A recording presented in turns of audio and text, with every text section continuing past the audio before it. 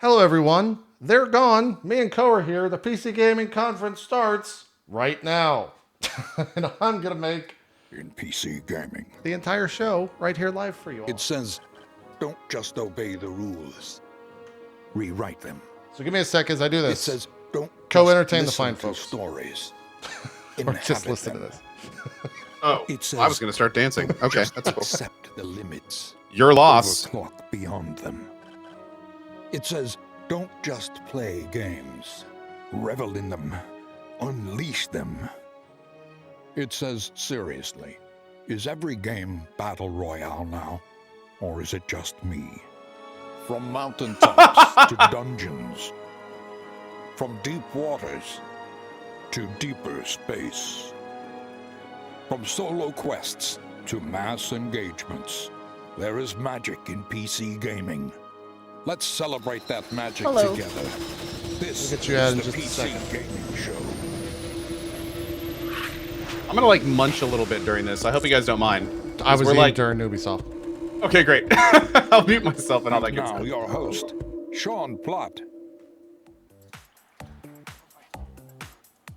Oh, hello to everyone online. Hello to everyone at the Will Turn. Welcome to the PC Gaming Show. Yes. My name's Dana, and I'm your host today. I am he looks delighted good. to be here. We have a fantastic show for you this afternoon. Yeah. First, to all of you who came out to the Will Turn, thanks for joining us. The Will Turn is just a beautiful venue here in Los Angeles. To all of you online on Twitch, thanks for joining us. To those co-streaming partners, hey, as got well, his I'm pants. talking to you, Dropped Frames. Great to have you here. Oh! And of course, to all the wonderful sponsors that help make the PC Gaming Show come back again for the 4th straight year. Now, Love this guy so much. Sean's oh my the God. best. He's good just, on you. Just love him, man. just fucking down. Now, with I'm it. not the only host here this year. I have my co-op partner up in the balcony. It's Frankie Ward joining us today. How's it going, Frankie? Hey, Sean, I'm going to be up Anne's here muted? in the No, balcony she's eating. with a She bunch muted of herself. creative new Anne's on PC top of the games game. coming your Yeah. way. From Warfare's latest Brew will be updates joining us in to just some a sec. offbeat indie gems. Frankie, we are so excited Hello? for the show to get started. We have Hey, over how's it going, 30 Brew? games we're going to be What's looking up? at. I'll get you out in across just the one next second. 90 minutes. So let's get it underway. Our very first title is from Coffee Stain Studios. Their game has absolutely massive construction as well as automation. Let's take a look at Satisfactory.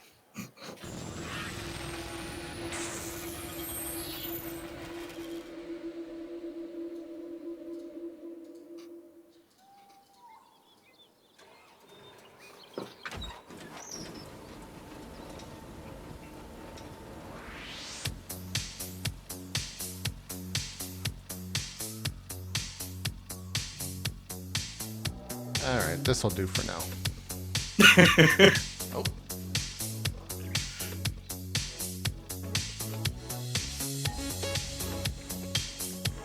All right. What the fuck is this? Whoa, is this a multiplayer builder survival game? Has this been done before? I'm ready for it. What is it?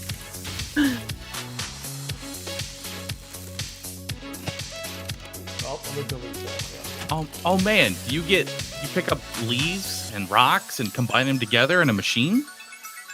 Deforestation. Woo! This looks awesome. Okay. I To be just fair, did that was a pretty cool amount of building. Yeah, that was really cool looking. You know, as much as we like make jokes Like- about it. Wait, is this 3D Dude, this is Factorio? this like is Factorio, yeah. survival Factorio. What is this? I don't think this is survival Factorio. I think it's just straight up 3D Factorio. It might be actually. This looks awesome.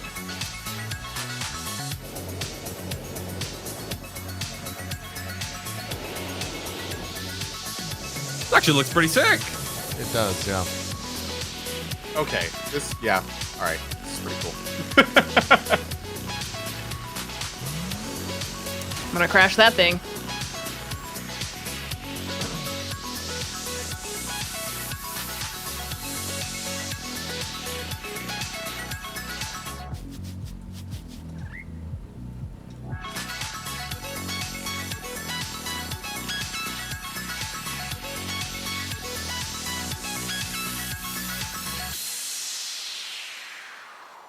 did you add vote yay to the hype meter?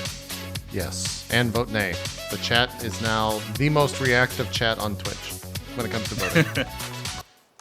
Joining me on the stage to talk about it is the game director at Coffee Stain Studios. It's Oscar Gilsayan. Just saying? What? Come here, Oscar. Jill saying? I don't know. Welcome to the stage. Thanks for joining us today. Thank you. Now, Oscar, I just want to begin right away by asking, what is Satisfactory all about? Satisfactory is essentially about building these huge automated factories. So you play as an engineer that's been sent from Earth to this alien planet, and you're going to build this enormous machine. It was hinted at the end of the trailer there. Yeah. And to build that, you need a whole ton of parts, which you need to build machines that will make them for you. So you'll start out pretty simple with a few machines, and then you'll just expand and expand and expand until All right. you We built the finally show. need to start cutting down trees and replace them with like more convenient concrete.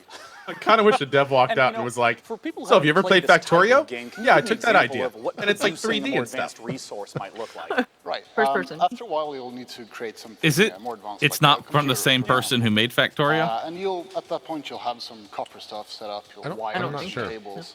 But to make They said it's by plastic, Coffee you need to, Stain get some oil. Studio? So you need to go out and you need to find this oil, build some oil pumps and oil refineries, and set up a transport. Apparently these are the guys that made Goat Simulator? Goat Simulator. How do you So- go At that from a wacky scale, game like because, Goat you know, there's a lot of Simulator reasons in a to house or a small to town. 3D How much area Factorio? are we talking about where all your factories will exist?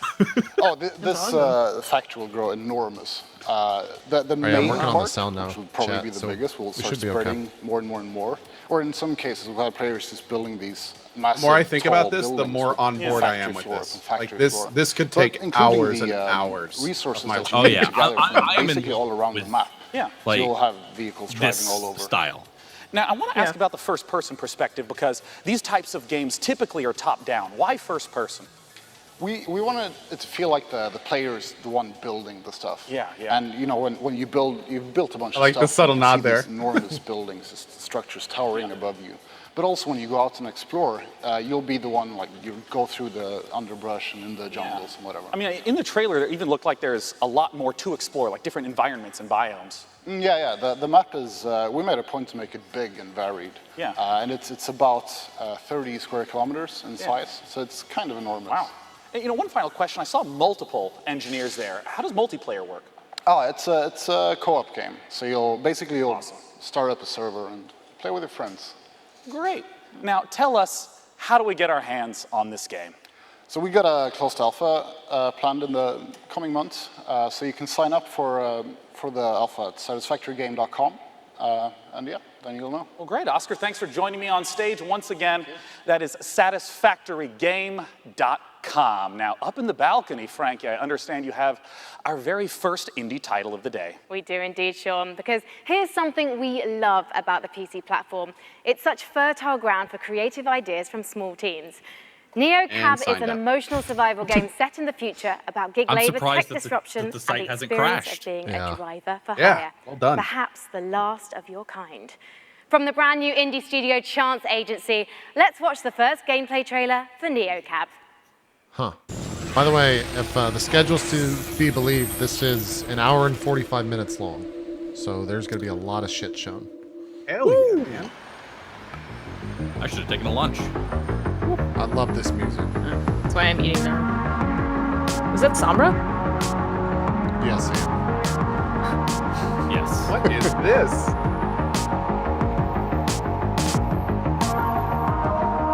Is that called Kappa Town?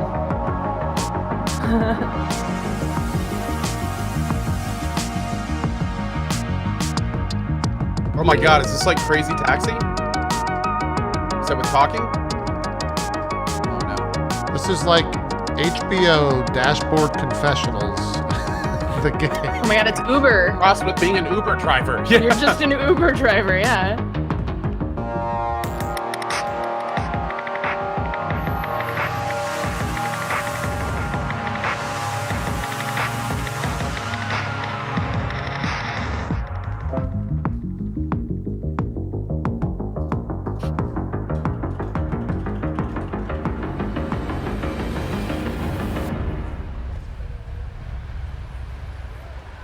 Huh.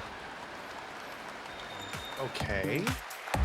Now, our Interesting. next That was game, interesting. believe it or not, is in the Battle Royale genre. Uh-oh. Of course, it's E3 2018. What do you expect? Believe it or not. We have several Battle Royale games we're going to be talking about today because the Battle Royale format is very simple and very flexible. Players play in an ever-shrinking space How many BR until games there's do you think one we see last here? standing. So developers have already been doing 3? all kinds of different explorations 5. of what this could possibly be.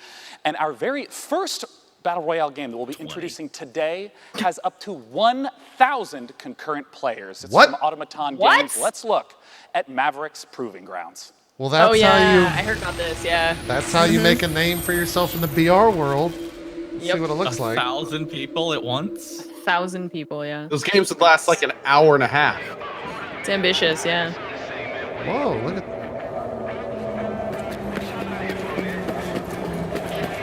Whoa!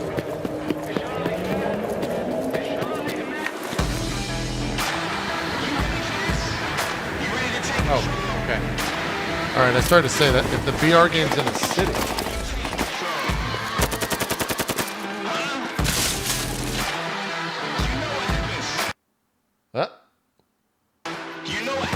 Switch phones for a second.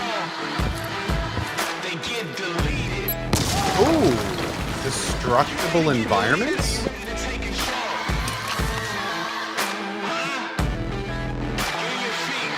Yeah, how much would you say those Apply feather its own shoulders? skin to that. Yeah, how much do you think those feather shoulders cost? About $6?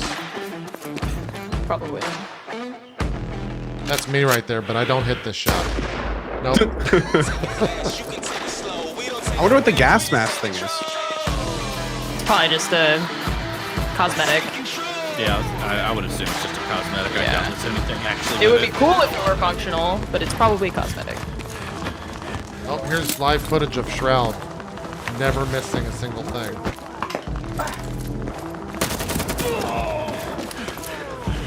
It's not Shroud. That wasn't even a headshot. Yeah, this is. Oh, weird. Is there no aim down sights? But he was. Seemed rude. Yeah, it's all like weird over the shoulder.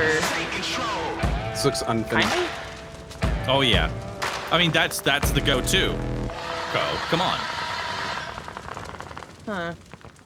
The more BR game trailers I see, the more I realize Joining me on how the fucking stage hard it is to talk show about a Mavericks BR Proving game at a Grounds is conference. the CEO of Automaton Games. It's James Thompson. Man, there's so many server issues with just 100 people. James, and you wanna welcome. take Thanks that for to joining 10, us. My 10 pleasure. times. Now, I want to In an immediately indie ask, game. what about Make sure that Proof math is versus correct, Mavericks Proving Drew. Grounds I'm just distinguishes saying. itself I from other sense Battle Royale hesitation. games? Yeah, well, as you said, it's a very popular formula, and Yeah. you know I that had to last think man about it for a standing second. kind of game type is incredibly compelling by itself. But Mavericks is really about depth. You know, we've already talked about 400 players before, and we're sort of super excited today to talk about our 5-man squad mode being 1,000 players.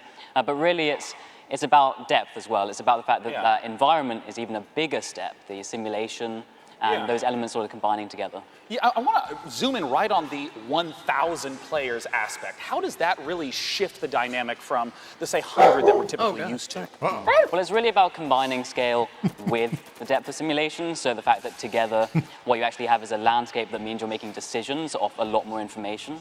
Yeah, I mean, because you hinted at that twice now. Like, what do you mean by there's a lot more information in the environment for players to process? So take a concrete example, right? So let's say a player's walking through the map, they'll be leaving footprints, they'll be displacing foliage, like grass bending.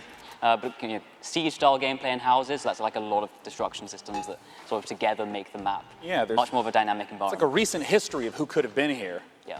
You know, I want to ask about what more is in store for Mavericks Proving Grounds. I understand that this has a lot more out-game features than someone might Do you expect. think this game ever gets Yeah, released? so it's not just that session-based gameplay. You enter the Full game release? through the capital. It'll just be in which early starts access with for like Social 4 Hub. years. So we draw from the MMORPG I'm side gonna of just things. say It's it. really I think it's a full 1,000 world, people not is just a map. little too You know, ambitious. so it's Yeah, got a you're persistent muted, game by the way, aspect Cal. to it too. Yeah. But really, it's about bringing this all You're muted. together into something which makes Co's a much muted. richer MMO experience. Now, where I was gonna say, people go can you to find imagine out more? queuing up for a Well, we've just launched our 1,000-player site right game? now, so if you're interested in signing So up for the they closed said beta, 5-man you can do that squad now at mode mavericks.gg/closed is 1,000 type in beta. players.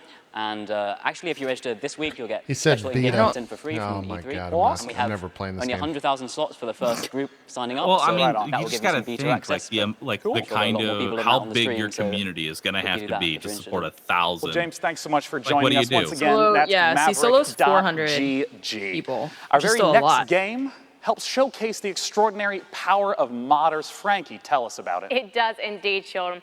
On PC, we don't just play what's given to us. We mod games to make our own experiences. And for many developers, modding is a way to turn a hobby into a career. The Forgotten City is the perfect example. It's a standalone game that's a reimagining of a wildly successful mod. In fact, the first mod in history to win a National Writers Guild Award. For the first time ever. What is this? Here's gameplay from the Forgotten City.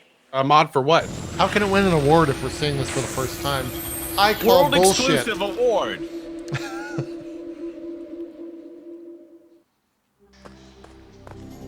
What game is it even for? The Forgotten City. Oh. I'm so sorry you had to find me like this. And worse, that you'll suffer the same Oh, this was a fate I did. Skyrim mod that they're making a full game of. I've spent a lifetime in this place. An ancient underground city. Okay. Its existence long forgotten. Searching for a way out. Someone in All I chat found decided to is a spam window into Logan the Paul. past. Thanks for the update. Well, no. If even one person here commits a sin, everyone will die.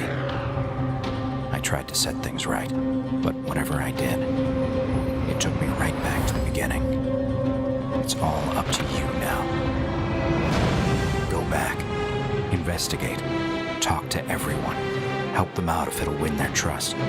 Bend the rules as far as you can. Figure out who's responsible for this. And maybe you can do what That I guy never wearing could. a GIMP costume?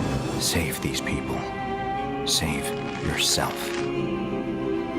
The many shall suffer for the sins of the one. I gotta admit, that sounds unique as hell. Like that sounds interesting. Yeah, I couldn't. Coming up on I the couldn't PC tell you what that gaming game actually show. is.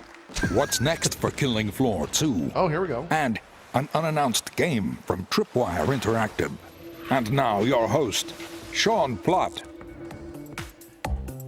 Our next game is a blast from the past. It's not a sequel or prequel or remake, but rather an entirely new game altogether. Let's take a look at Stardoc's Star Control Origins. Long ago, the Singularity formed, its creators uplifted into something beyond our understanding. These beings, now known as the Lexites, left Earth, traveling to multiple planets in our solar system, before vanishing altogether. This is why we are here. Welcome to Star Control, a state-of-the-art international space agency tasked with the exploration of our solar system and the defense of Earth. Here reside the world's brightest minds and greatest technology, brought together by a strong curiosity to discover the unknown.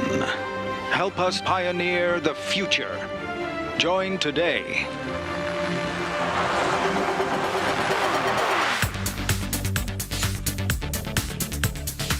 Star Control has accelerated the construction of our new modular deep solar system vessel specifically for this mission.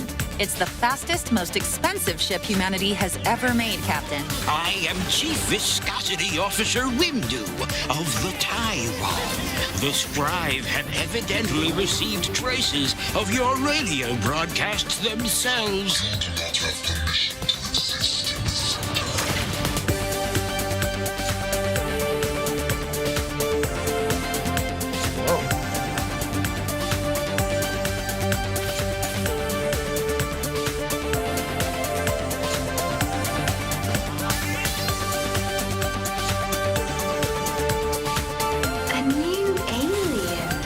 Delightful new spaceship. You must be humans. We've heard so much about you.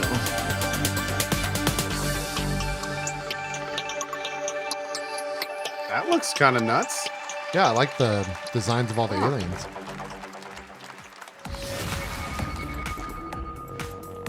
Joining me to talk about Star Control is the Director of Production at StarDock, Patrick Shaw. Thanks for joining me on stage today, Patrick. Yeah, thanks for having me here. So now just tell us straight they up, have an what is Star audience for Control this? all about? So Star Control is an open universe action RPG. You can visit dozens of aliens, hundreds of different stars, thousands of different unique planets, and you can land on each and every one of them. And when you're driving Watch out around the on those planets, you can buzzwords. jump over canyons, blast critters, and then you can venture out into the solar system and do ship-to-ship combat with hostile aliens.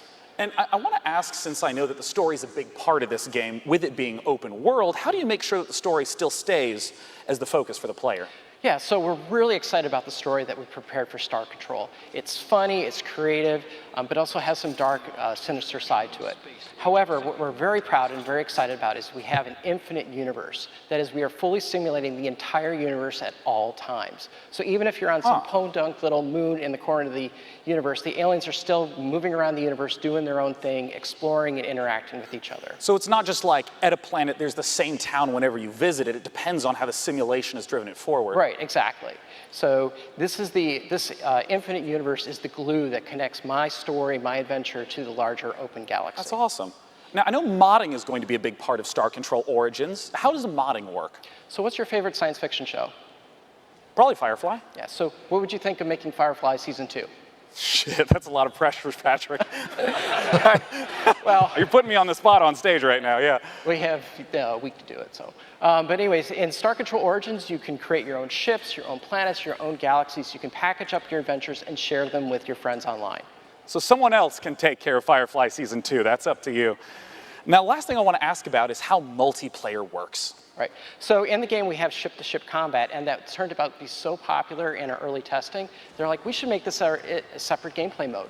So we did. We called it Fleet Battles. So you can create your own ships, you build them out of different pieces and parts, you attach different weapons and defenses, and then you go online to play. You can either play local multiplayer, 2 people on the same machine, That's what it looks like to me, and that's awesome. A little bit online, faster. ranked online play. Where can people go to pick up Star Control Origins? Well, right now, Star Control Origins is available Subspace. for pre-order on GOG and Steam. My roommate used to play Lovely. fucking Subspace Guys, definitely every be day. sure to head over to World of Warcraft exists. What are you StarControlGame.com doing? and check them out on Steam and GOG as well. And one more thing, we are happy to announce at the PC Gamer Show that Star Control Origins is launching on September 20th, 2018.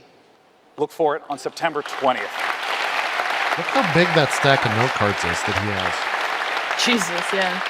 Now, This is our gonna be a long next show. game was PC Gamer's favorite game from E3 last year. It is Hunt Showdown from Crytek. Let's take a look at what's coming for Hunt Showdown just after. Is that a VR?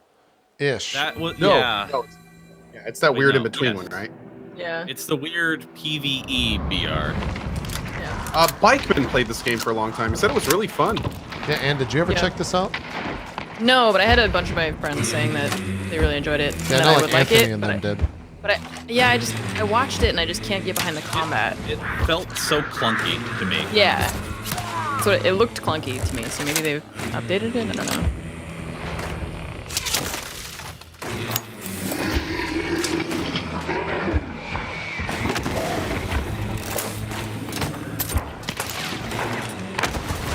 So does this count as a VR game? 'Cause if so, we're at 2. No, a VR game. I mean, Okay. I don't think so. I wouldn't really classify it as a VR game. The only thing you pick up in the map is like health, and that's it. Gotcha. Ugh. I am here with Guy from Skydance. Is this- here to tell is this me girl here- why is she, fighting in massive mech suits is not like, about what does to she go do? out of fashion. I don't know. I've anytime never She looks seen. familiar. I haven't Guy, seen her in now, anything Hellfire, before. in fact, sorry, Archangel was originally a single-player. It looks like they're narrative saying game, that's but her name, Hellfire, this new because they've got edition, his what name on the changes right. it? Right. Players really I'm loved Archangel the Hellfire. single-player narrative, but they all kept telling us the same Whatever thing. you want to call yourself. We really want it multiplayer, and we want it off rails. And we kind of thought, that's a completely different game, but let's give it a shot. And so we got a crack team together. They put something really special. We got 4 maps. We got 6 different mechs, tons of weapons where you could just blast through the environment and other mechs alike. And it's really just an amazing experience. You can zip around in your mech. You can tower over others. It's just something special that I And think you can try when right now. is this coming out of early access? So you just Huh? said we can try it right Used to now, work but for you've got the Twitch. full She's version launching ex-Twitch soon, staff. right? Correct. Yeah, it's at coming Twitch out EU. in July 17th. And actually, but Barry, you could try it guy who right made the now hype if meter, you want in early went to access. uni Help with us her. iron out the kinks and break some mechs along the process. I am no good at ironing out kinks, as I think people at home can see, Guy. But as a heavy mech woman, follows me I on can't Twitter. wait for you to be my light mech wingman in that 2v2 PvP. So God, let's Anne, you're take such a a closer fucking look big deal. at Just Archangel Hellfire. calm down.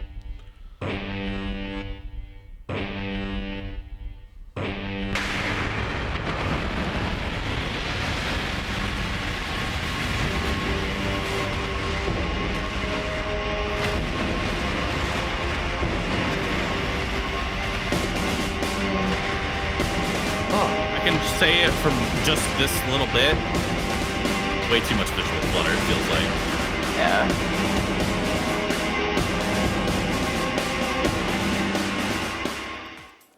Our next title is one I've been really looking forward arcadey. to for quite some It did. time. It's from the But makers just like of the Sherlock 5 seconds they Holmes, showed and of it's the a cockpit, it's nothing but delightful-looking just flashing Lovecraftian lights all over the mystery. place. Like, It's called The Sinking City, and joining me to talk about it is the community manager at Frogwares, Sergey Oganessian. Welcome, Sergey. Thanks for joining me today. Thank you. Yeah, you've earned a handshake. Yeah, you Welcome nailed to that the stage. pronunciation. This show I is. love that you I'm lied to so me so glad kindly. the show exists, but I it's want to ask right away, the so Sinking much City, being there's a shown lot of in rapid open world, succession. third-person type games. What makes the Sinking least City they let you, different like, from what a player might expect? Well, process it the a Sinking little City bit. is an open-world Yeah. action investigation game inspired by Lovecraft, and we believe that these three elements already make the game pretty unique. And when I say that you can be a detective in a world, in a supernatural world full of mystery and cosmic fear, like I really mean it, because investigations are really at the core of the Sinking detective City. game? Yeah, I mean, I'm I know interested. there's a lot of games in the open world genre that are focused on action, but you say investigation is at the core. What are investigation mechanics? What does it look like? So the first thing you should know right off the bat is that we are not going to offer any hand-holding for the player. We will not give you any clear objectives in your diary or markers on the map telling you where to go or what to do. It's actually up to you to figure that out. Instead, we will give you information, hints, evidence, like clues, crime scenes to examine, like people to talk to, suspects to question. And we will ask you in return to use your wits and your intuition to, experiment with your findings, maybe like find a way how to progress. And what you should also know is that finding these clues will not only help you understand what's going on and, get a better understanding of the world and its people, but it will also help you maybe change the this course looks of your very interesting investigation. to me. You mentioned the world itself, and I mean, the footage that I've seen through the years has just been absolutely beautiful. Talk to me about the world that we're in and what investigation is at the core. So the game takes place in this fictional city of Oakmont in the state of Massachusetts. The city which is flooded. There is a terrible disaster going on which has claimed like thousands of lives. And also, like, it seems like it awakened frightening monsters which now roam the streets of Oakmont. People that live in the city, they are very different, like different social classes. What are these Gangs, things? cultists, poor people, rich people, but they are all united by fear. They are all afraid, maybe except for the cultists, of course. They are all afraid that, for their lives, because of the flood, because of the monsters. And we actually want to understand what's going on. We want to understand what lies behind this ostensibly supernatural A lot of Evil Within what's stuff even funny is in that there. while everybody is afraid, Yeah, nobody wants I to was a leave. big fan But this is kind of a different of story. Evil Within, so. Well, I mean, you've talked a little bit about the story world and how it's inspired by Lovecraft. What about the game mechanics? You've mentioned the sanity mechanic in the past.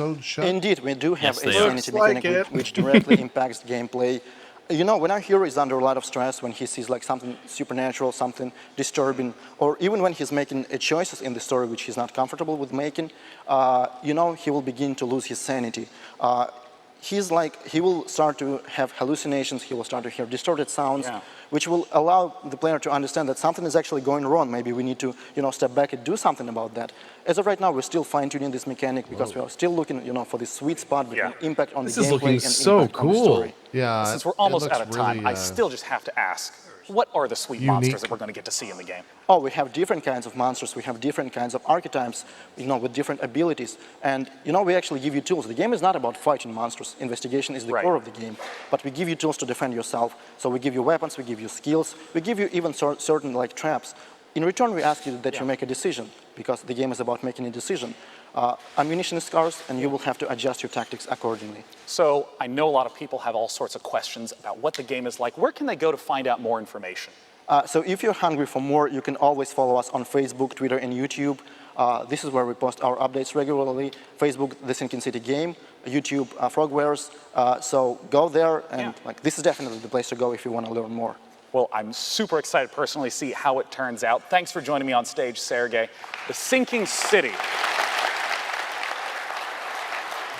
Now, our next game is a PC title that has only gotten better over the last few years, and I'm always excited to hear what they have in store. Frankie is up on the balcony with the developers of Warframe. Talk to me, Frankie. Well, we all know the PC is home to some of the most devoted communities in gaming. They've been and teasing one the of next the best big, undoubtedly update, belongs so to Warframe. I imagine that's what we're going Last to hear year, about. the game got its first Makes open world sense. update, Plains of Eidolon, and the next epic cinematic quest is called The Sacrifice. I feel like and we've got maybe the this is right. exclusive launch I feel like trailer I'm for you. watching Top Gear whenever she talks.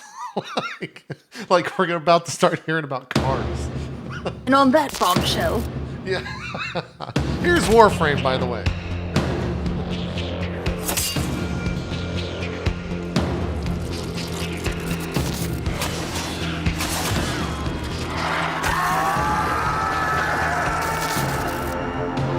This is on Baru and Ann to tell us what we're seeing. It won't bring him back. I mean, bit of spoilers. Well, that's it. I don't know. Megan Everett, community manager at was Digital it. Extremes, joins That- me I now. mean, that's really Megan, it. tell me more about The Sacrifice. You don't really know too So The much. Sacrifice is the latest installment of our cinematic quest. It continues a story that we started in The Second Dream, continued with The War Within, and then Apostasy Prologue. So at the end of last year, we kind of shattered some hearts and left them with a bit of a plot twist, and I'm not going to spoil it for people who want to maybe catch up. But what I can say is that, obviously from the trailer that you saw, the wait for Umbra, the 3-year wait, the Umbra Warframe is finally over. The creepy guy at the end of the trailer there, Ballast, plays a pretty big role in this quest. And again, not going to spoil a lot, but I can say that it's coming this week on PC. And you guys are actually currently waiting, well, as well as the update, you're working towards TennoCon right now. Yes, so it's going to be Man, I do another not need big to like this year game. for us, and I'm really I do excited. not have time for this Well, shit. let's take Yes, a No, look. you can't do this. You got maps to TennoCon is all grind code. I know!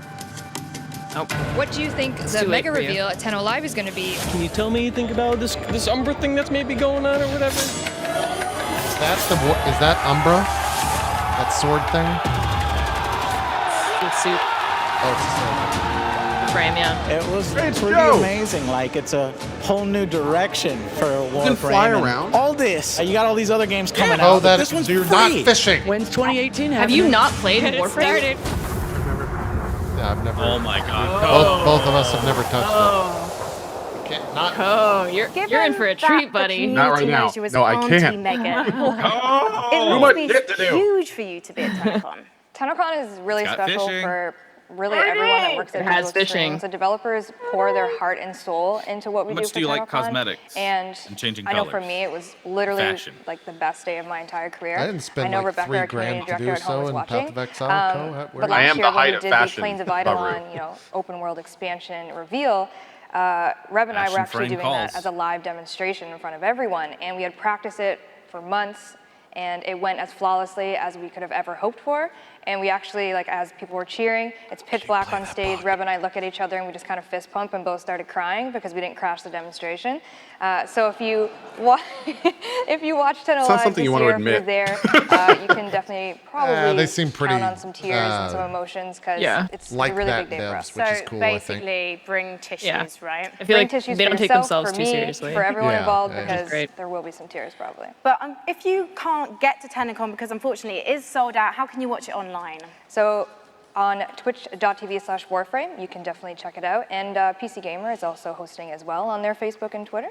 And you get free stuff by watching Twitch? You do. So if you want to link your Warframe account to your Twitch account, and all you have to do is watch and you get some free stuff. Fantastic. So that's That's happening from smartest July thing. 7th, and you'll be able to watch TennoCon live through PC Gamer's Brilliant. Twitch channel and the Facebook page. Thank you, Auntie Megs. Sean, Right, it's fine. over to you. Thank you, I'm gonna download Frankie, it. and thank you, Warframe. Yes! The next name is I didn't one say I was grew gonna up play with, it. I'm gonna download it. Sega. Step one. They've become a prolific publisher of Japanese games, known for their fully here's featured ports, Sega. especially beloved by this guy on the left. Sega's bringing Shining He's such a pro, Resonance dude. both to PC and console the same day, and Shenmue is going to be coming later this year. They have all sorts of games coming up. Let's take a look at what Sega's got in store. Bayonetta. Oh, there's Shenmue in there. That's a great game. You should play that game. That's also a good one. That's also a good one right Vanquish is good too, yeah. Vanquish had a second game. I will fight you guys in Puyo Puyo.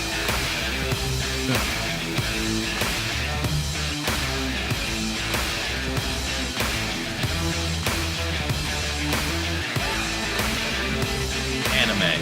What the fuck is this? What? Shining Resonance Refrain. Ooh. Yakuza? Yakuza.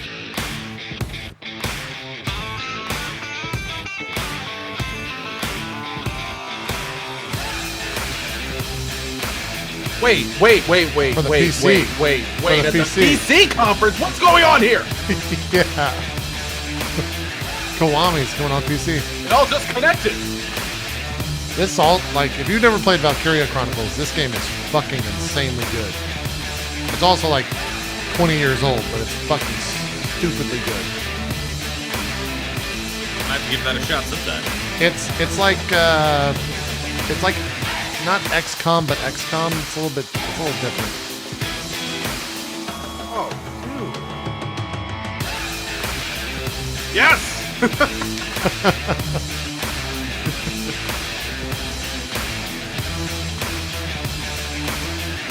I wonder if they're gonna do Zero too.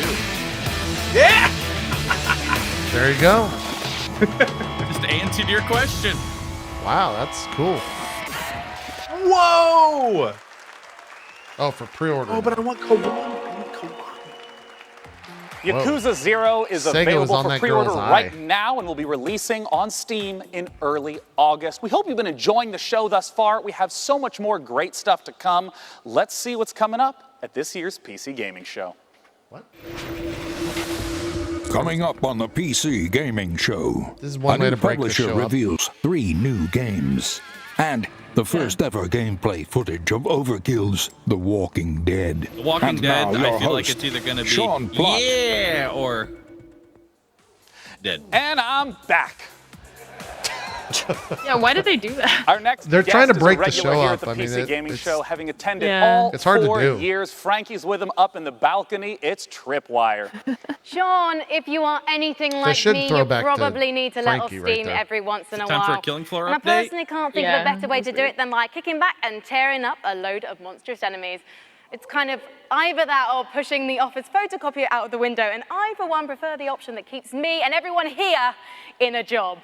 With that in mind, I am thrilled to welcome Bill Monk from Killing Floor 2 back to E3. Hi, thank you for having me. Got a lot of fans in the audience yeah, still. yeah. Listen to that applause. Yep. They all want to know what the latest from Tripwire and Killing Floor 2 is. Yep, we've been really busy working on Killing Floor, and we got 4 major updates that are coming out this year. The first one we dropped in March, and we're getting ready to drop the next one really soon. Coming tomorrow, Bill. What's involved? Yeah, so we're bringing the summer sideshow back, but this time we're mixing circus freaks with steampunk in a really fun, exciting way.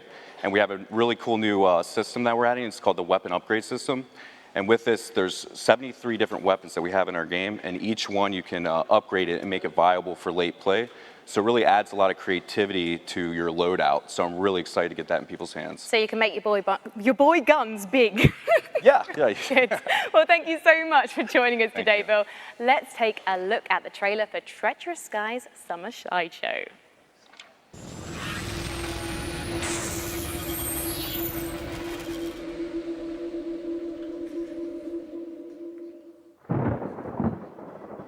I'm banned.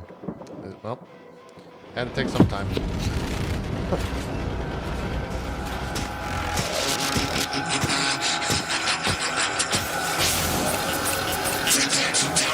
Welcome aboard aboard the HMS Queen Victoria, ladies and gents. Ringleader Lockhart speaking to you from, well, someplace very safe, yes.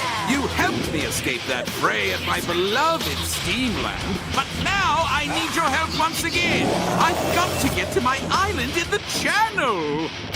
Now, listen up. I don't know how, but these blasted circus freaks followed us on board. I think it's time to put on a show. Yes, of daring deeds and horrendous are you part of this game? Okay. I play a lot. They've said good show about 30 times now in my head, so. Blasted traitors. I'm just saying if you've invested in the company or where they're getting this direction from. Put these rebellious They paid me for robots rights. down. But take heart, lads and lasses. I have invented some new toys. The Doomstick. All barrels are better than two. The Static Strikers. A shockingly stylish set of gauntlets. And the M99 Sniper Rifle. And finally, there's a last-minute addition to the crew. Watch this woman go. Seems Mrs. Foster negotiated her way on board and is set on giving Zed You won't like me angry. the business. And remember, we'll see you on the airship. Fossey, joke for you. Optician says my eyes are okay. I say, then how do you explain my husband? Now, as is tradition, the content that you just saw will be available tomorrow, including a free weekend for PC. And were you This doing a voice weekend, there? Definitely check it Was out. that- Killing Floor 2, but that's I not would all never that tell a Tripwire joke. has. Terrible. I have the president of Tripwire Yeah, no, himself, that was John pretty bad. Gibson, on stage. That was John, real welcome bad. back again. Thanks, Sean. Pleasure to be here. Now, I understand that Tripwire is stepping into also doing publishing. What does that entail? That's right. So, Sean, it's really challenging for developers right now with the thousands of games that are coming out every year. Yeah. It's really hard to get noticed. And then you have the traditional publishing deals. So we're giving developers fair deals. We're going to be helping them rise above that noise so they can get noticed.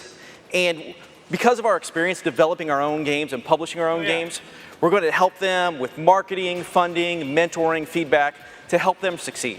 Yeah, I mean, the game that we have on screen is one of those games. This is Road Redemption. That is right. I'm happy to announce that we're going to be publishing Road Redemption. We're going to be helping them grow and succeed even more on Steam, but also bring the franchise beyond Steam. Now, I know today you have a world-exclusive new game, hasn't been announced We yet. do. Nobody knows. Before we roll the trailer, I was wondering if you could give me a little bit of a tease. Yeah, so we're working with the team at Blindside Games, and they're led by Alex Quick. Oh, yeah, right. So if you're familiar with the Killing Floor universe, you know Alex Quick was the modder that created the original Killing Floor mod, which Tripwire worked with Alex to bring commercial. And then Alex went off, assembled his own team, made the game Depth, which was sharks and humans fighting each other. Very, very successful. Yeah, it was But fun. now it's come full circle. We're working with Alex again, and we're going to bring his all-new game to market. Well, let's take a look at it right now. World-exclusive, new, upcoming game from Tripwire. Apparently, Yakuza's $20 right now on Steam. So that's a pretty Just good about price. to say that. You Yeah. beat me to it. $18. Unbelievable. That's pretty Game good. is so worth it. So worth it. Close your eyes and imagine a place where the sun is bright This is all and getting the beaches exploded. are wide. A place filled with southern charm, where the water is as warm as the welcome. So come feel the wind in your sails. Kick back and relax. Enjoy the local cuisine. Your dream vacation is waiting for you here on the Gulf Coast. What? Please tell me you play as the shark. Oh, yeah, Looks probably. like it, yeah. Oh my god. Okay. That's what Depth was like that, but there's only one shark. Go It to was fun. maneatergame.com now to book Oh your my God, vacation. that looks Operators are standing by. That looks hilarious. I'm not on board until I realize you play as the shark. I'm so on board now. So, hey, John, so you get to play as the shark. You are the shark.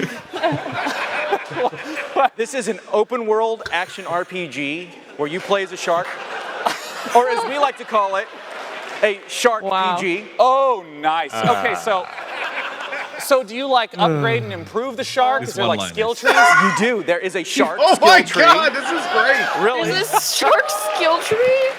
There is a full Sure. single player campaign. You eat your way through it. You get bigger teeth. You can jump out of the water and snatch people off piers and all of that fun stuff. Oh my god, I didn't realize this was a power fantasy I needed so badly. Maneater, I think is the name of it. So Maneater. Now, where can people go to get more information about it? Here you go, right here. They go to maneatergame.com. All right. Maneater. I doubt anyone will forget that here. That's maneatergame.com. John, thanks so much for joining me on stage. And once again, all the content that buy link Tripwire... and it goes to Steam. It's just coming soon with earlier no buy about button. Killing Floor 2 and Road Redemption will be playable here at E3. Definitely be sure to check it out. Coming up next, Frankie has a whole slew of unannounced games. The hype for that's over 7,000. Cheers, Sean. Maneater That game sounds great, I man. can't believe they named It a game sounds after so my favorite stupid, and I want to play activity. it. Yeah. Indies are at the heart of PC gaming, and next up is a brand new publisher revealing Hot 3 takes. games Hot for the very takes. first time, She releasing goes, one of them. I can't believe they that named a hates game yourself after my favorite today. weekend So activity. let's take a look. Maneater. Wow. Sure. I wonder if she wrote that or if someone else did. Yeah. If someone else wrote that, that would suck. I wouldn't read it. Yeah. I wouldn't say it. Yeah.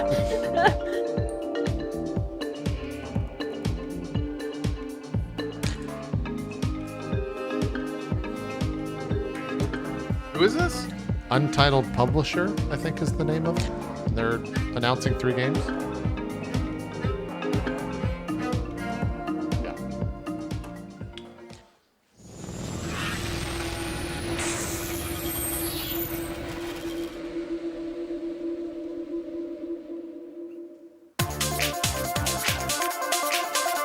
Oh, okay.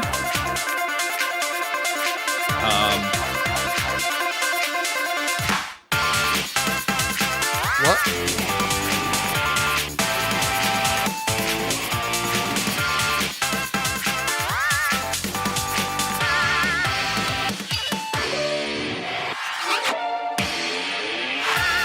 What?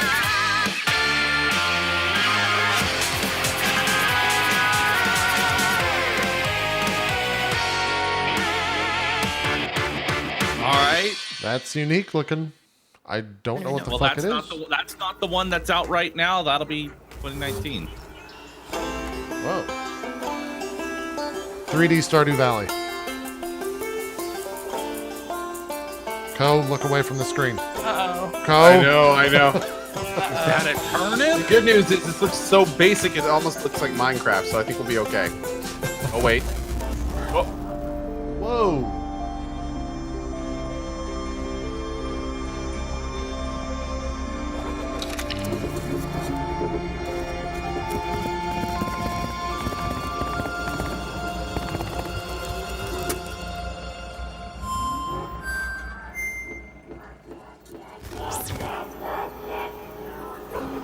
Wait. What? What? But what All was right, it? another That was a- cryptic game that's coming out later. Cool. Warning, start of the game. Whoa. Give me a second, goddammit. I still gotta This looks like that Chat, Downfall stop. game. Chat, close the website. I can't. It's crashing. Is this Let the me creator look of at it. Downfall? Art style is kind of similar. It looks like a game I'd play on my TI-82.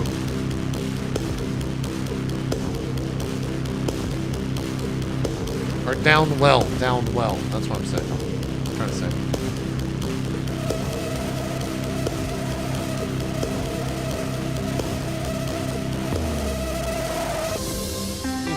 Yeah. Or no, actually I don't think that is. Never mind. Oh, nice. Get it right now. It's out. All these games look like must-plays. And Overwhelm, the final game of the bunch, is available on Steam right now with a special launch discount. So make sure you check that out after the show. And if you're at E3 this week, head over to the PC Gamer corner of the Facebook booth inside the South Hall to give Overwhelm a try. Right, next up, it's time for us all to take a holiday, and where better than a virtual resort with some truly spectacular wildlife. Back again this year, our friends of the show, Frontier Developments, with a unique take on the park management genre. I am, of course, talking about Jurassic World Evolution. The long-awaited game is out tomorrow and lets you build your own dinosaur-stuffed tourist trap. What could possibly go wrong? Unleash the Goldblum!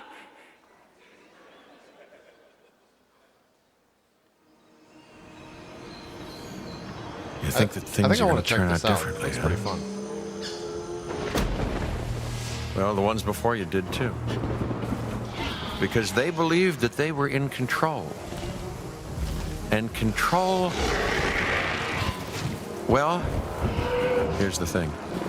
You think that's Jeff Goldblum or is that an desperate for impersonator? it. We Sounds are pretty seduced accurate. by it. I'd say that's him. Yeah. Deceived I by would the too. illusion of it. But we never really possess it. Chat's saying it is him. Because if there's anything that chaos theory has taught us, it's that nature is on its own course. And when we interfere, when humanity tries to put nature into orderly boxes, It's gonna say it. Chaos destroys them. Oh, never mind.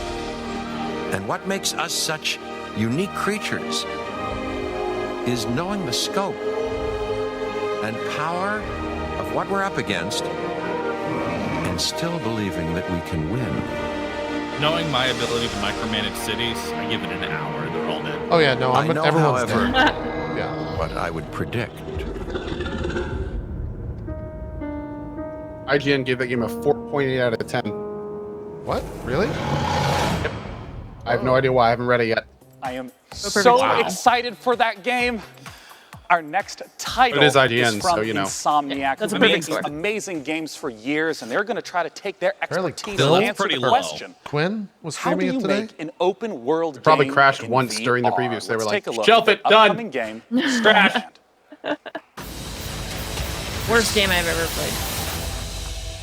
Stormland? What's this? No, I don't remember. I have a bad memory. Oh, Quill. Across Whoa. the sea. Now this is pod rate. Oh, never mind.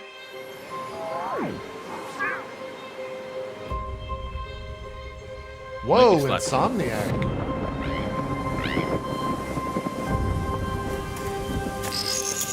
What games did they make? Need a quick refresher. I can't remember companies. One sec.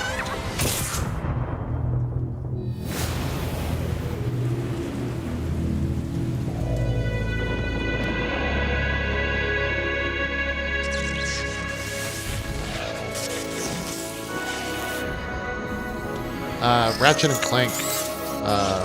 Probably the most notable. They're making a game for PC. Yeah, Sunset Overdrive, stuff like that.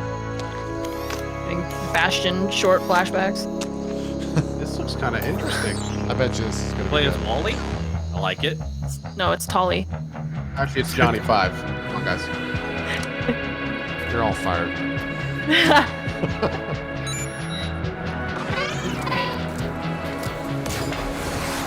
This looks cool. I just want to know more it is.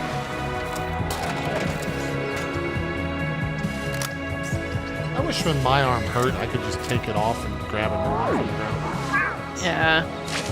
Oh, This is VR climbing. oh, is this game. VR? Yeah. Yeah. Now I'm sad. Can I play it not VR? Whoa, what? Is that on purpose? No, I don't think so.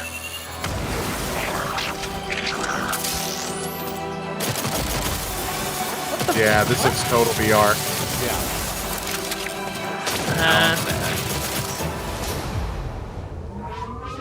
I hope I have the ability to play it not in VR. Yeah.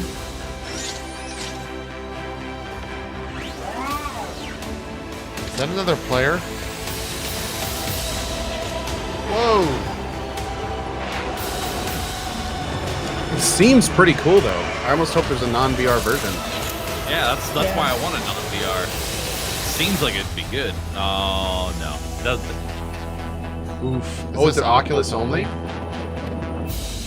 Oh, there you go. Well, that's their funding. Okay. God. Dang it. I don't have an Oculus. Ruined. Crystal says, why do you guys hate VR? It's not that we hate VR, it's just it's not quite ready yet. It's not easy to stream. Joining me to talk about Stormland is the Chief Creative Officer at It's still in the Insomniac gimmick Games. phase. Join me in welcoming Chad Desern.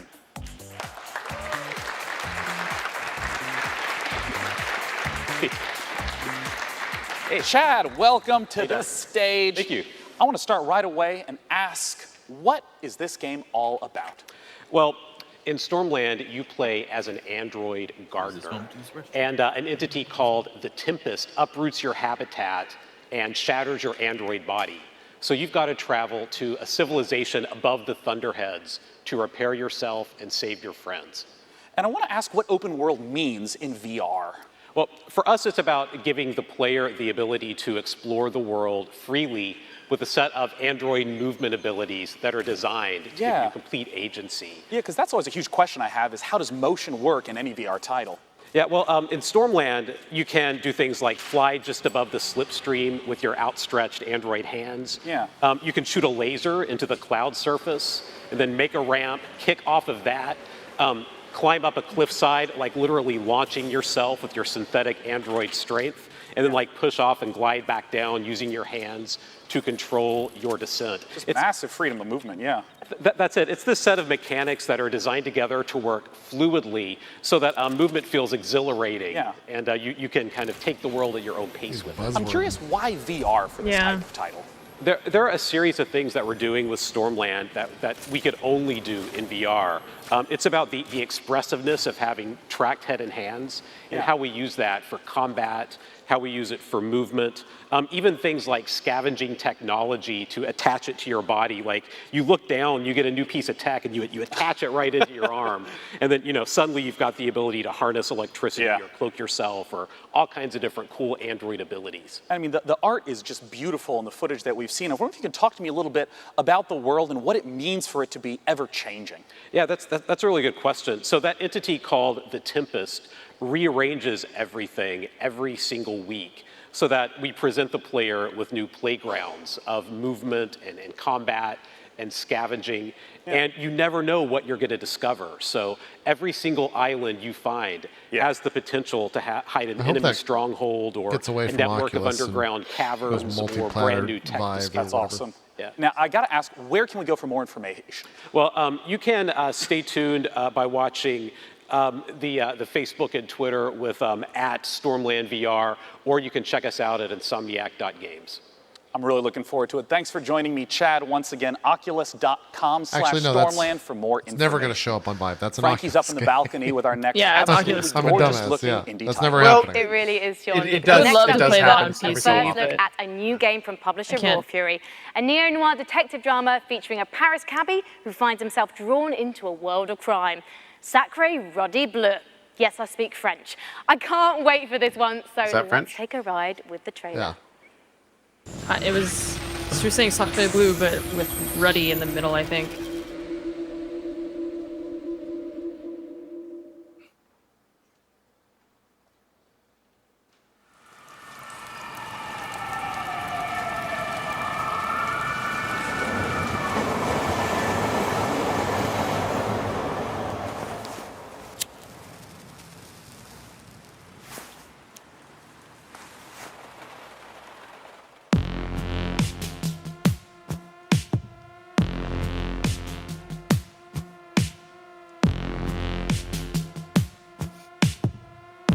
Another taxi game?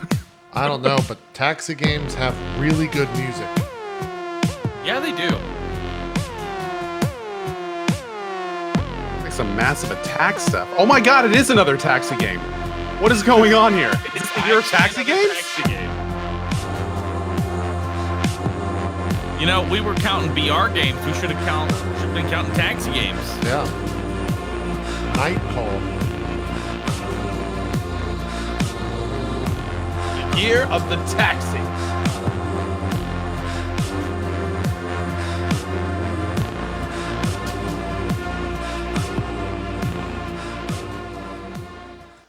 If you like that last game, you'll definitely love our next one. It's from the exact same publisher, Raw Fury. It's an open world narrative focused game with an incredible art style. Let's take a look at Sable. What? Oh, this was in the Microsoft conference indie segment. Yeah, this popped up. It looks fucking cool. I have no idea what it is, but the art style. Oh yeah, they didn't show very much of it. Yeah. I'm into this shit. Fuck, that looks cool.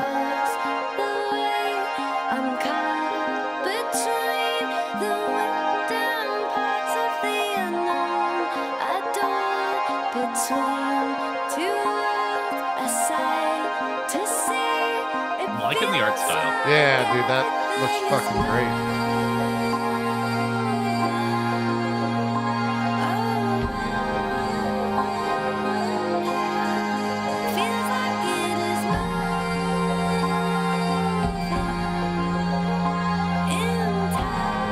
I wonder if there's no HUD or this is just like a CG type deal. Yeah, I can't tell what of this is gameplay versus like. Right, yeah, the art style doesn't lend itself to helping with that. Yeah.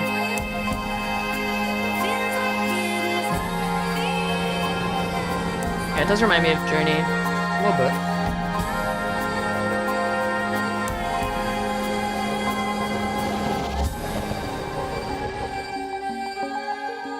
Looks cool.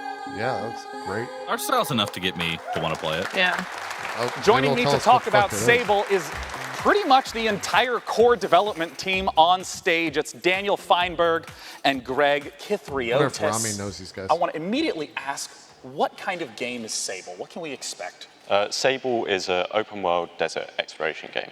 It's not a game about combat or about leveling up. It's a game about solitude, and it's a game about exploration. It's totally Journey. You play as Sable, a girl leaving her home to explore this world filled with monumental architecture, fallen spaceships, so good. and you'll travel around on your hoverbike learning about the people, the culture, and the history of this world. And you know, I talked about it before. I think this art style is amazing. Where's the origins of this? So we were really heavily inspired by the clear lines style of French and Belgian comics, as well as Japanese animation, particularly Studio Ghibli. So we really want to feel our players to feel the same sense of wonder that you get from watching one of their films. And so from the very beginning, we knew that we really needed to nail the visual style. And so we put a lot of time and sort of effort into our rendering system. And yeah, we're really pleased to be able to show it to everyone. Yeah. And I mean, I know that you two consist of most of the core development, the art and the programming. What about the music that was in that trailer? Yeah, so that was a new track by Japanese Breakfast. Oh, yeah, the T-shirt. Yes, of course. Yeah, right. So she, Michelle, she is doing the soundtrack for the game. Japanese Breakfast is one of my favorite bands right now. It's incredible to have her on board. It all just came together so beautifully in the trailer, and I know that you guys are really regular about updating, blogs, sharing what's going on with the development. Where can people go to find more? So they can go to our Twitter account, ShedworksReg and ShedworksDan, or to sablegame.com. Lovely, gentlemen. Thanks so much for joining me. Once again, the name of the game is Sable. Our next title is one that has been in development, even showing up in our very first PC gaming show. It's Cloud Imperium Games still hard at work on their title, Star Citizen. Let's see what they have in store. I'm going to the restroom. I was wondering. How many PC gaming shows have there been? So this thing's been in development for what? 50 years? I don't know how many PC gaming shows there are. I can already just see Four? the This is the walls fourth of one? maze. Yeah. Thanks, chat. Don't worry, $27,000 buy all the ships pack.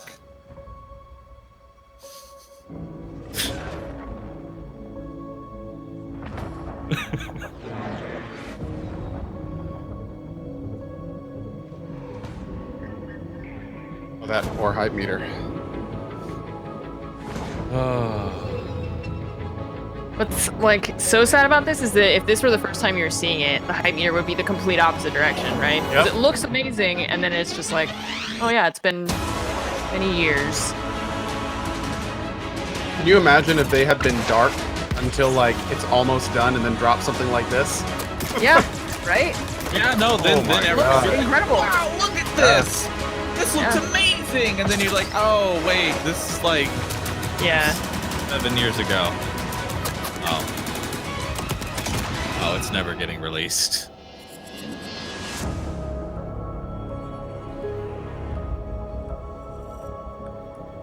Did they say anything? No, it's just quiet. Is that the cinematic so far. $75,000 ship? No, that's 3,426 and 85. 27,000 for all of them, JP. Oh, it's 27. Okay, sorry. Coming up on the PC Gaming Show. You have to pay all new $1,000 gameplay to see footage it. Of Just Cause 4. A closer look at The Walking Dead, the final season. All new gameplay footage of Hitman. And now your host, Sean Plott. I'm into that Hitman. As we do each year at the PC Gaming Show, in addition to talking about games, we're also going to talk about some of the upcoming hardware trends. To join me in talking about it is the Senior Brand Manager from Acer. It's Eric Ackerson. Thanks for joining me up here, Eric. Sean, really excited to be here.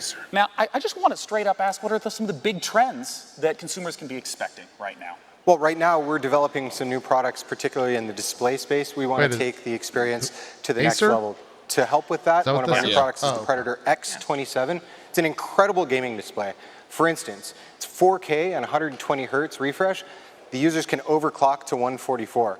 But what really takes it over to the next level is the inclusion of G-Sync Overclocking HDR. a monitor? I hear a lot about HDR. Can you explain a little more the one that I have, that one that you bought because of me, but haven't installed it, you can overclock to for the purpose of this 165. conversation, the fact that there are 384 individual backlit zones, so the backlighting can be individually controlled, really bright, very dark, it makes a better contrast on screen.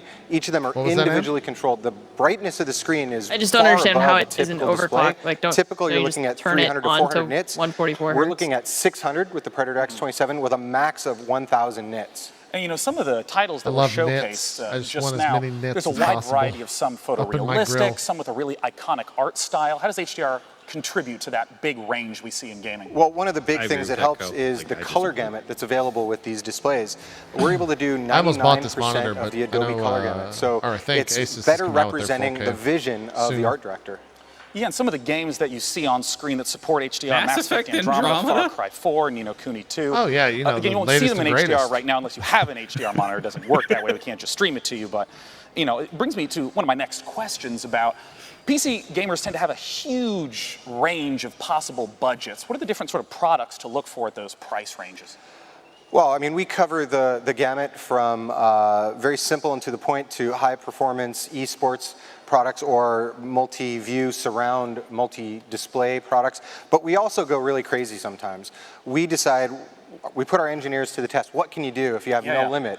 So one of the projects we've worked on is something called the Predator 21X. This is a 21-inch curved screen laptop with a mechanical keyboard and two graphics cards. Science, materials. We did. We got a couple monitors for those low-class people. But to be let me tell serious, you about not the just a joke, $5,000. we actually have to ship this with a Pelican case to protect the laptop, and it sells for $9,000. And we sold every single unit we could make. So we cover every spectrum of gaming. I was being generous. You know, you brought up this Predator laptop, you brought up the Predator monitors at the start of this segment. Where can people go to hear more about or even pick one up once they stop being sold out? So that's the good news is that we're shipping now. Our customers, partners are selling them. The bad news is a few have already sold out of this new Predator X27 monitor. I believe Micro Center is still in stock. Amazon will be in stock again soon. Well, thank you so much for joining me on stage. I just want to see what, like, I want to see them waiting in the balcony. $9,000 laptop. Next title. 21 inch with a curved The PC has always been the platform for crazy just for the ideas. monitor. In our next game, $9,000 Genesis Alpha and it's 1, like you super build fragile. and manage a space Apparently. vessel, farm resources, deal with terrifying alien infestations, and explore a vast, randomly generated universe. Oh, and you can take DNA from the aliens you encounter across the galaxy, splice them with members of your crew to create new life forms. Just a typical day at the office. Let's take a look. Greetings, Commander. You have been sent to Quadrant Alpha 1. The mission is to find a new home for the crew on board of this ship. Expand your ship and explore the galaxy for resources and interesting new life forms. Feel free to experiment with DNA and alien abilities to maximize crew efficiency. Ready your weapons.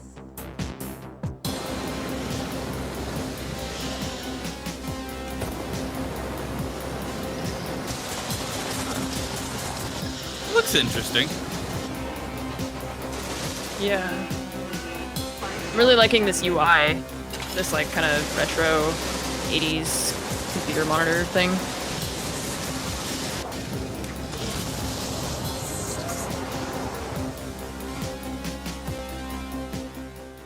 Huh. Okay. I would take Now, a look if you at it. didn't catch the pre-show Yeah. quiz, That could be you kinda might cool. be wondering who my buddy is.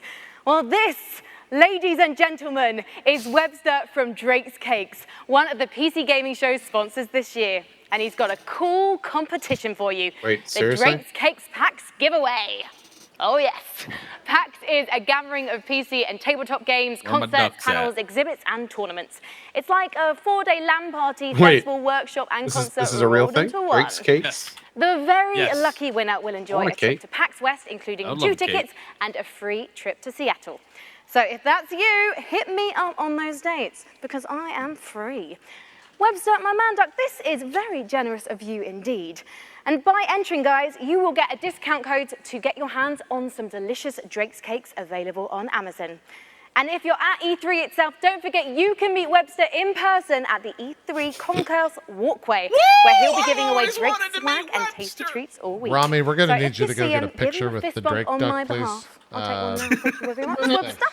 So, if you have ever dreamt of spending a always wanted to weekend meet a knee deep duck. in one of Earth's best gaming Oh my festivals, God, they make visit like old school cakes. PCGamer.com/Drake's Cakes and They're old enter school. now for a wow. chance to Live win like, and hang out with Webster. Like Oh, you'll know what I'm Webster, all talking this about if hosting you Google has it. gotten me a bit peckish. How about we look at a trailer for the It's next like edition Hostess, of Play basically. Entertainment's Yeah, beloved survival yeah, series, exactly. Don't Starve, Hamlet. Whoa, what a... It's literally Hostess, yeah. Oh, is this another Don't Starve expansion? Yeah. I still haven't played Don't Starve. It's pretty fun. You actually, it seems like a game made, it's a roguelike-ish game, whatever. Seems like you'd be into it. I feel like I really should give it a shot at some point. Yeah.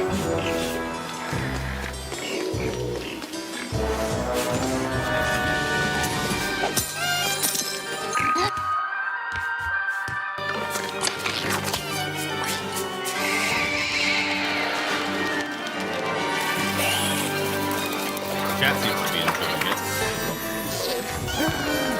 Yeah, there's a co-op component to it as well.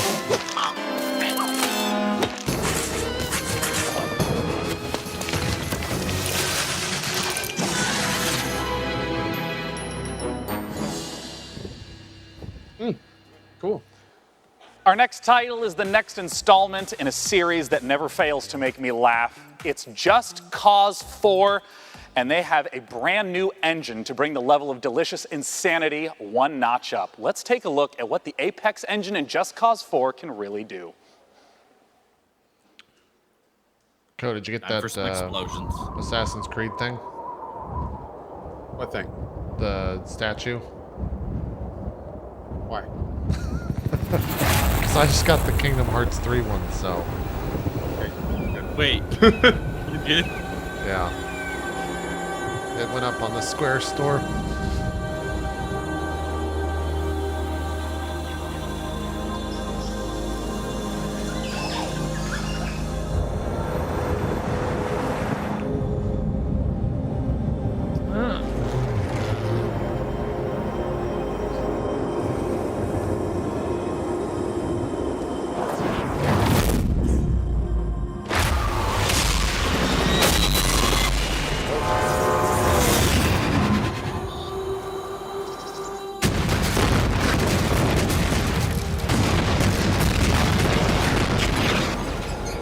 Does that bridge come back? It's gone. Oh shit. God, the bass in this is like Yeah, this is fucking super space. blown out, yeah. Joining me to talk about it on stage It was now, just like an engine demo. from Avalanche Studios, Yeah, it's that's all that Francesco was. or It's an excuse me, engine demo. Francesco Antolini and Adam Davidson. Gentlemen, welcome. Talk to me about the tornado.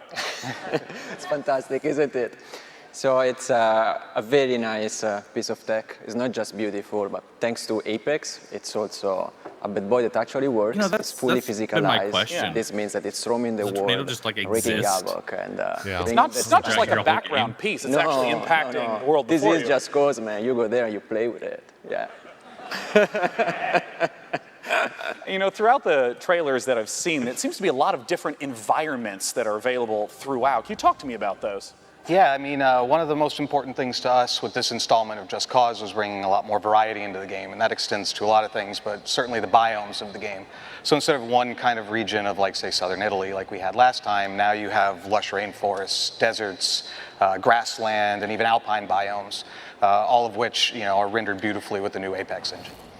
Now, something that's very important to me is some of my favorite features from Just Cause 3. Can you talk to me about, like, the wingsuit and the grappling hooks? Like, are those coming back in Just Cause 4? Everything you love from Just Cause 3 is back. Good. But everything is also just better. There's more to do, more to discover. For example, the grappling hook is completely customizable. The combat model has been completely reworked, redesigned, enhanced, or new weapon, new enemies, new AI. We've got extreme weather that interacts with grappling hook and parachute. The wind that we saw from the tornadoes, is it just like basic wind effects also get incorporated as well? Again, it just goes, so nothing, just an effect. So if there is wind, it's physics and acts with your parachute, grappling hook, and the rest. Yeah. Well, where can people go to get some, we'll call it first-hand footage of what Just Cause 4 can deliver? They can check it out at justcause.com/E3 in for 3 days. Day 9 is pretty tall. That's right. He's like Believe it or not, 6 E3 months, hasn't like started 6'3", yet. 6'4". Starts tomorrow, so June 12th. And for the record, 14th. JP is also You a can check giant. it out. Thanks so much for joining us on stage. I look forward to the hilarity of Just Cause 4. Now, our next title is one of my all-time favorite IPs. I can't wait for Frankie to talk to you about The Walking Dead. Overkill Software and Starbreeze are the creators of Payday and Payday 2. Therefore, it goes without saying that these studios are some of the most talented makers of cooperative shooters, and their next one is set in a familiar but new apocalyptic Washington, D.C. Here's the first gameplay footage for Overkill's The Walking Dead, and keep your eyes peeled for the release date at the end.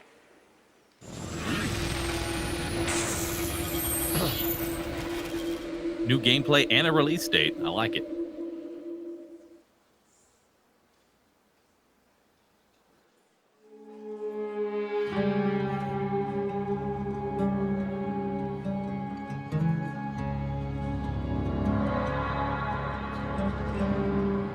We were so many things.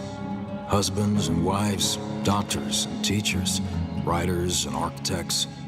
But when the world ended, all that ended too.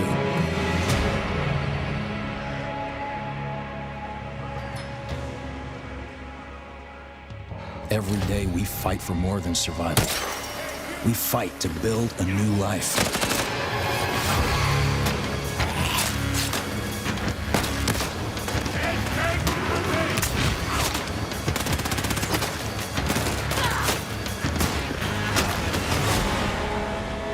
Alone, we're weak.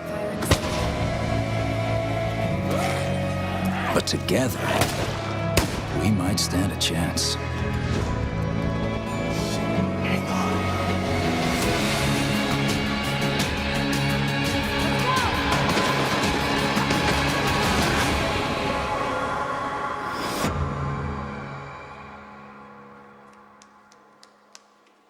I don't think there's anything in that trailer that Dying Light 2 didn't do better.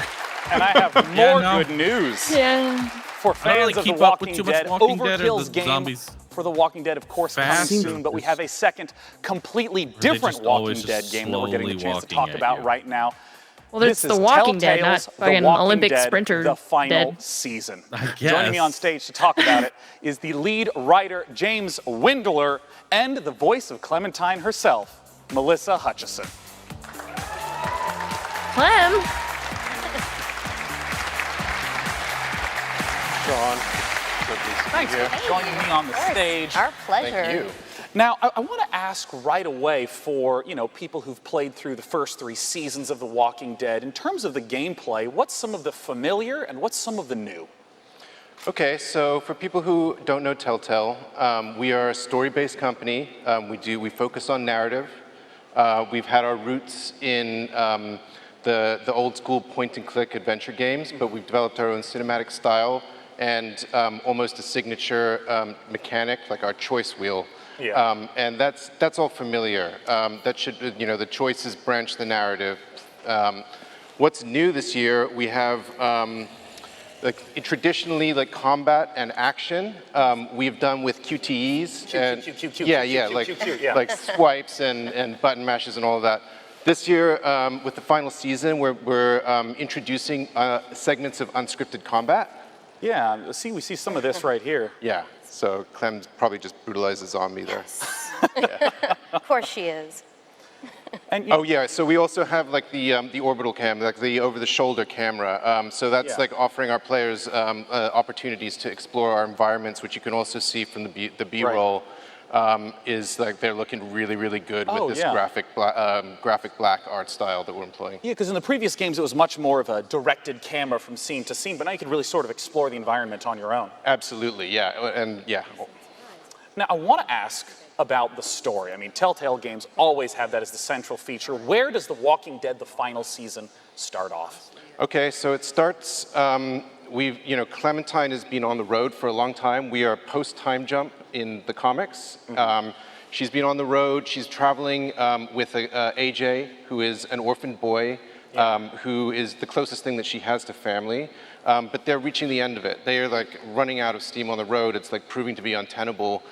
So the final season, Clementine discovers a school, a secluded school, where there are no adults, and essentially sees that this might be a place that they could call home. Yeah, and what are the sort of challenges that she's going to face throughout the season?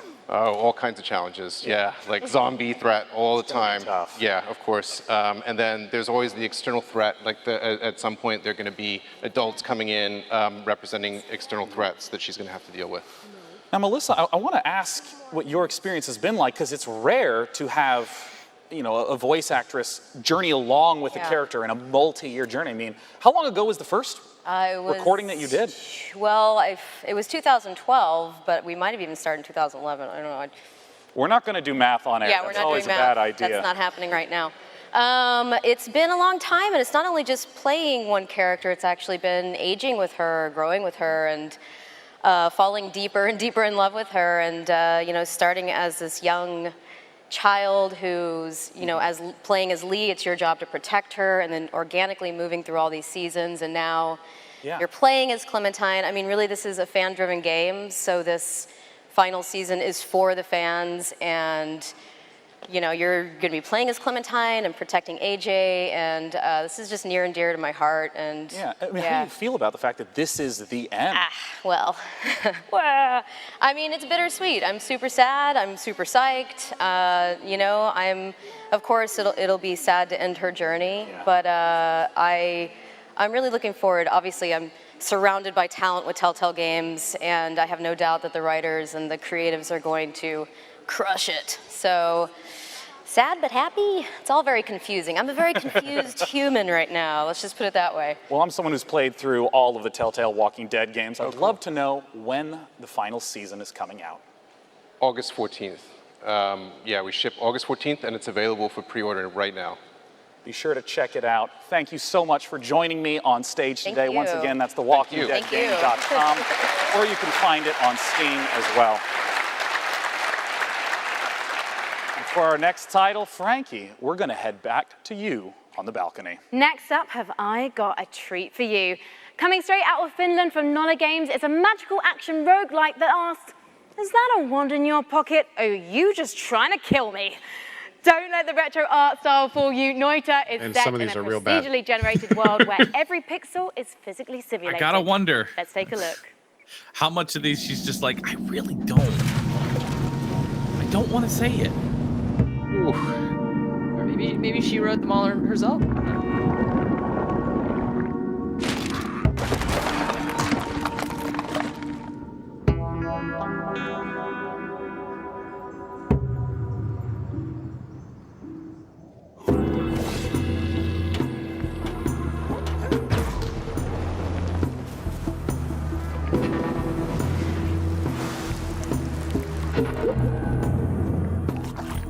Looks interesting so far.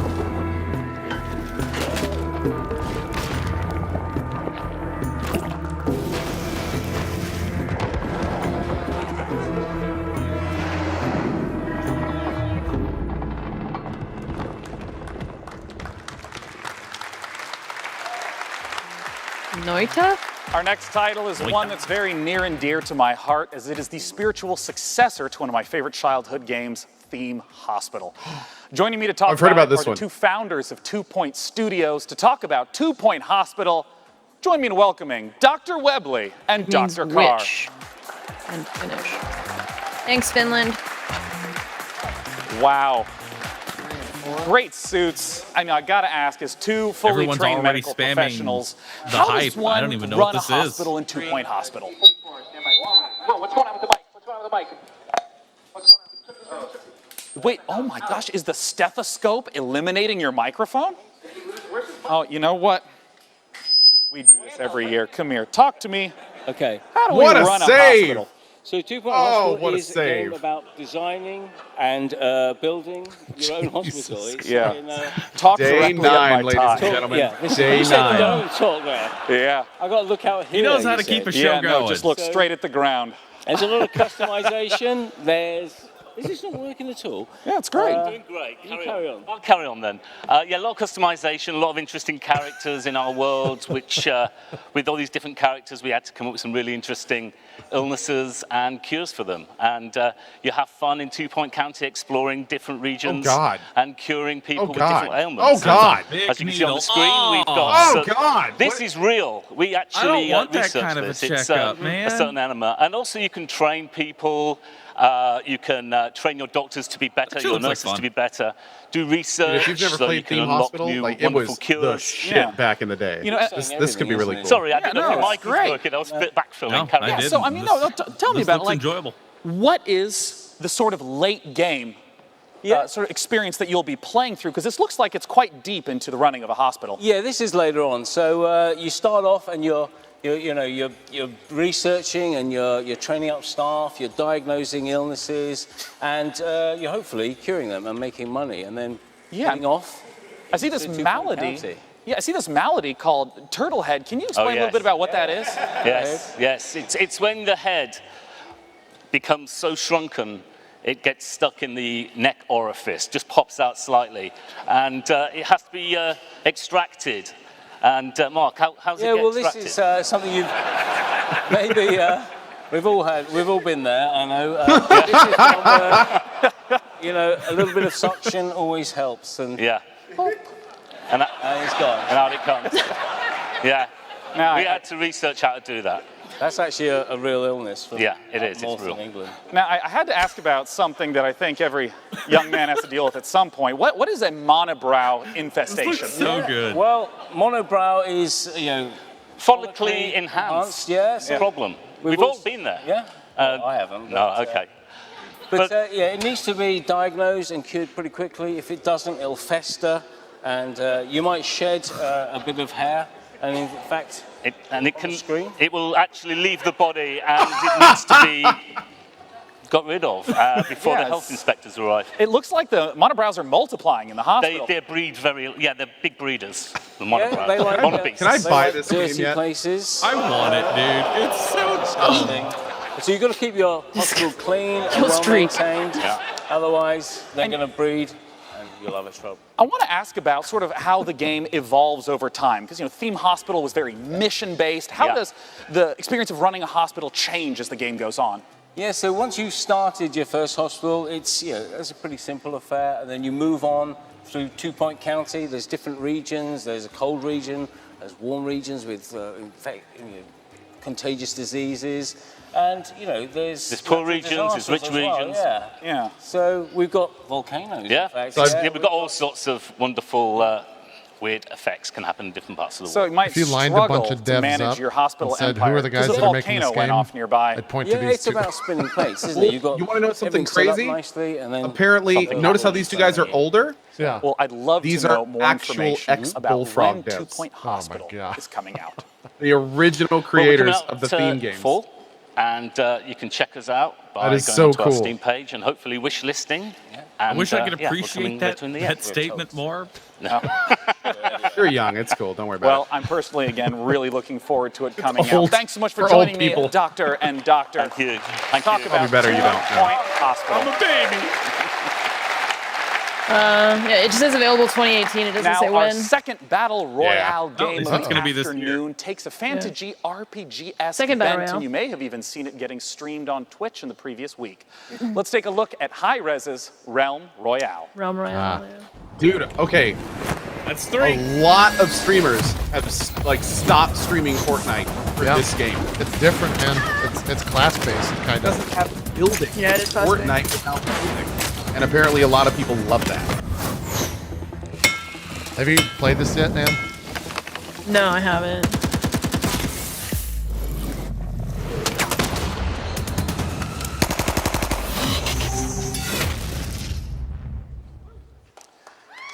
Yeah, I had Joining a lot me of to talk people about Realm Royale is the executive producer at say Hi-Rez that it Studios. felt like It's World of Rory Newbro, Warcraft aka PvP. Dry Bear, terms Mr. of the Dry Bear. classes. What I have separates no idea Realm what that Royale means, but- from other types of battle Dude, there's royale mounts games and stuff in the game? It's a good question. Yeah. So before you go Yeah, up I into mean, the air to it's- determine where you land on the map, you'll actually choose from a list of fantasy classes like mage or hunter or assassin and specify a unique play style before you land. How do these different classes work?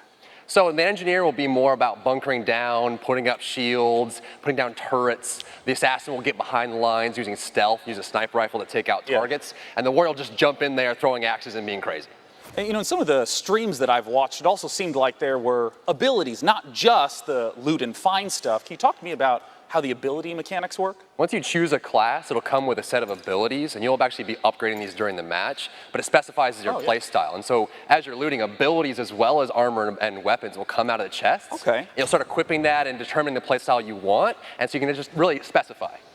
And you know, you mentioned this a little bit. I've seen it on stream. Talk to me about crafting in the game. I mean, how does crafting work in a game where there's a constantly shrinking play circle? We're really excited about this. So strewn across the map, there are places called forges.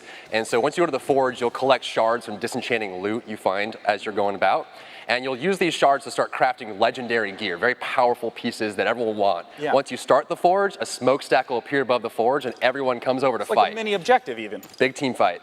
So I know that Realm Royale is currently available for free on Steam, but I hear that you have some goodies people can check out that are E3 exclusive. That's right. So free on Steam, we're actually out for less than a week now, and we were already number 4 on Steam charts. And this week at E3, through Mixer, if you stream on Mixer and you're playing, the streamer that gets closest to the Crown Royale will enter into the hype zone, and so everyone will see you on. You'll be featured on the main page of Mixer. You'll have a chance to win the Jailbird chicken skin, which is our first piece of cosmetic. You'll be it's put a little on the chicken front with like a little page? jailbird, like Well, that's what that prisoner hype zone outfit and just shit box is. around. Yeah. It's hilarious. Remember we Yeah, talked and if you about don't that know on the chicken Drop Frames mechanic, once. seriously, please look it up Did right we? now.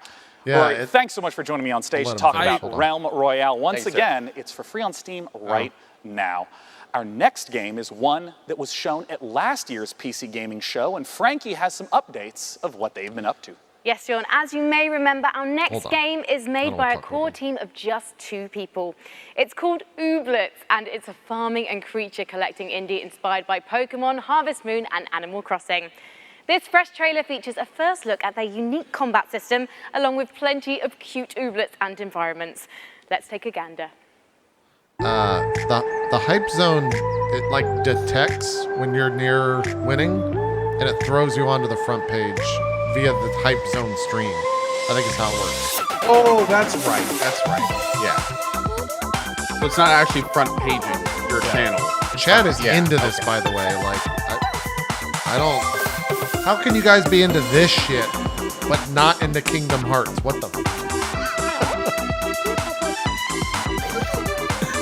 Because this doesn't have a complicated story spanning 18 games. Maybe you're right. It's just cute.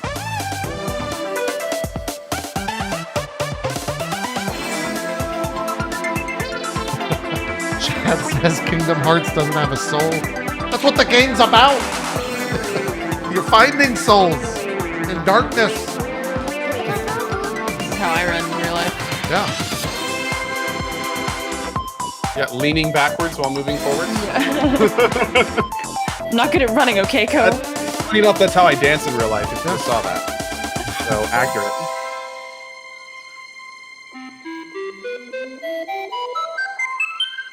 We see. Oh, it's cute. Yeah. Interested? It wouldn't be a PC gaming show without a dash of strategy, which is why I'm delighted here we go. that we get the chance to Please. share with you the next in the Anno games. Let's take a look at Anno 1880. Chat was actually excited for this earlier, saying they wanted a new Anno game. Future ones are so much more fun, though. I don't know what this is. Although when he said strategy, I was really hoping for Phoenix Point.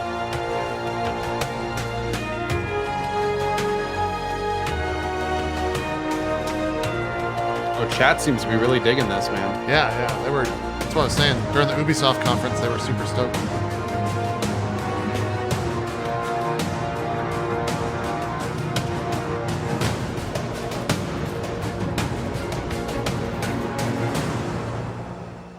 What is Anno? Anno is a city simulation / building game. Joining me on the stage to They're talk very about cool. it is There's the lots of them. executive producer, Burkhard Rathheiser, and community developer, Bastian Thun.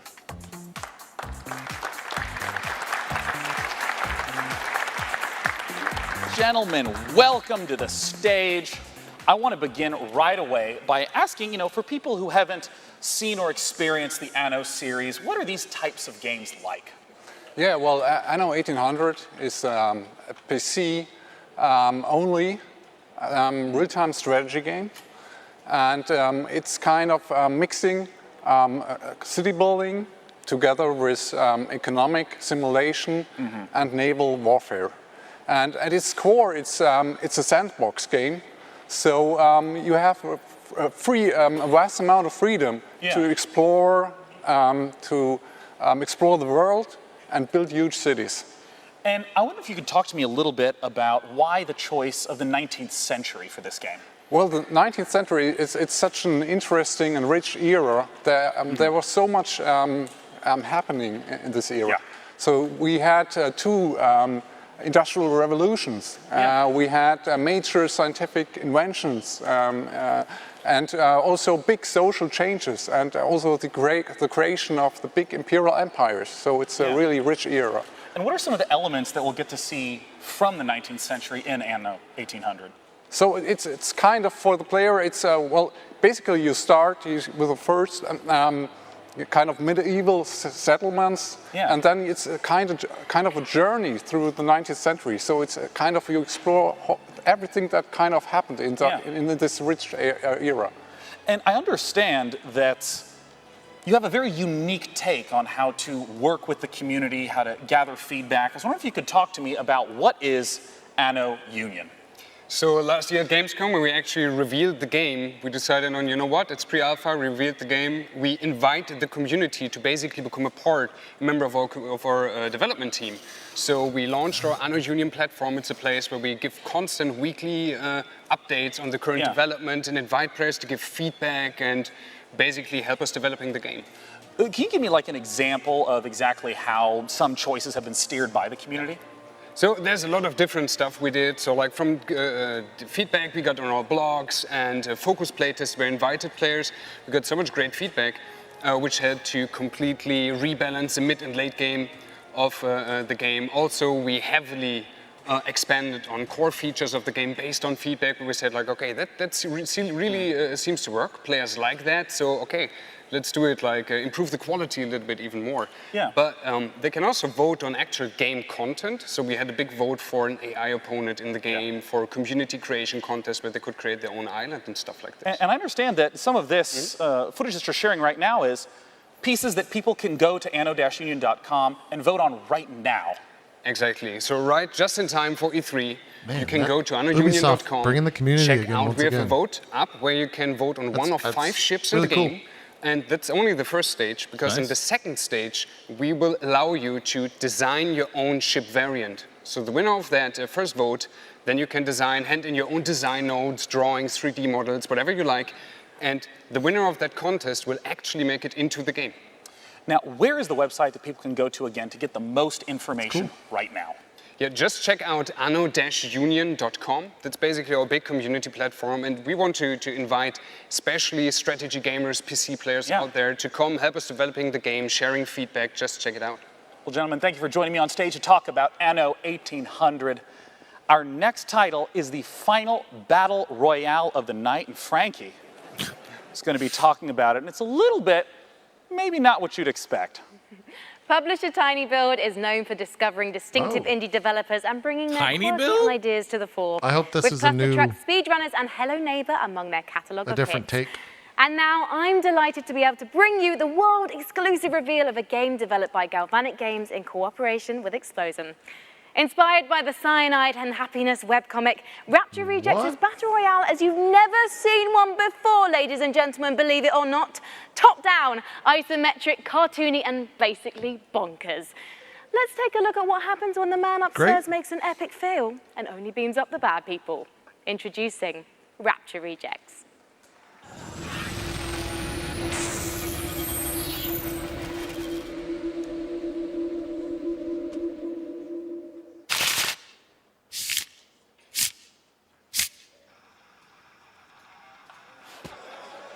Dear God, every day I strive to be closer to your light. I pray that when Judgment Day, that most holiest of days, comes upon us, when you bring all the good people to heaven, that I may live in eternal glory by your I'm already side. sold on this. Amen. This is great. I don't even care where it's going.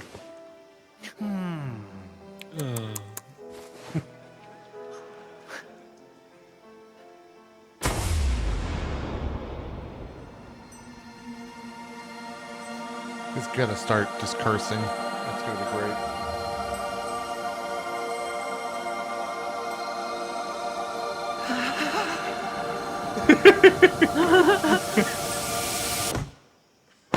And that's it. Huh?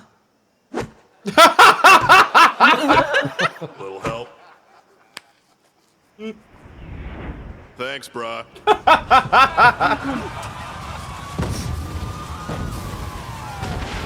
I love it, dude. Yeah.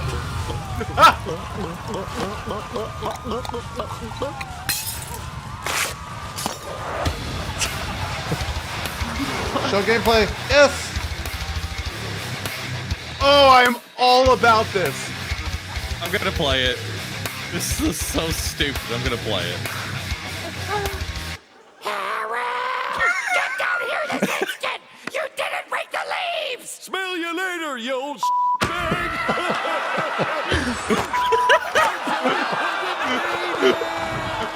Oh, man.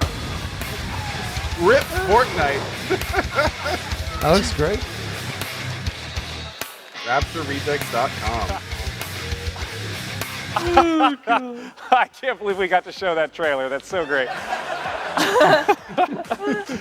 Our final game that we'll be showcasing this evening is from perhaps the most famous stealth action franchise in gaming, the Hitman series. I was about to be Splinter Cell. Splinter Cell. Yeah, I was like, what? I hope they show gameplay of this. It's the same trailer. What?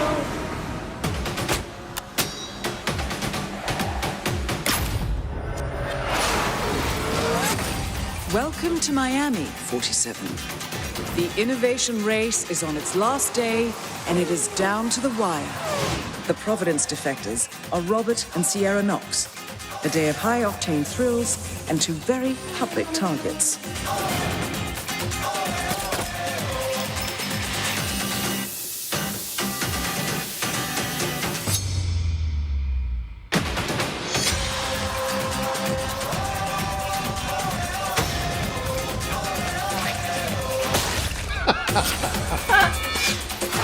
Oh god, this game is fucking hilarious.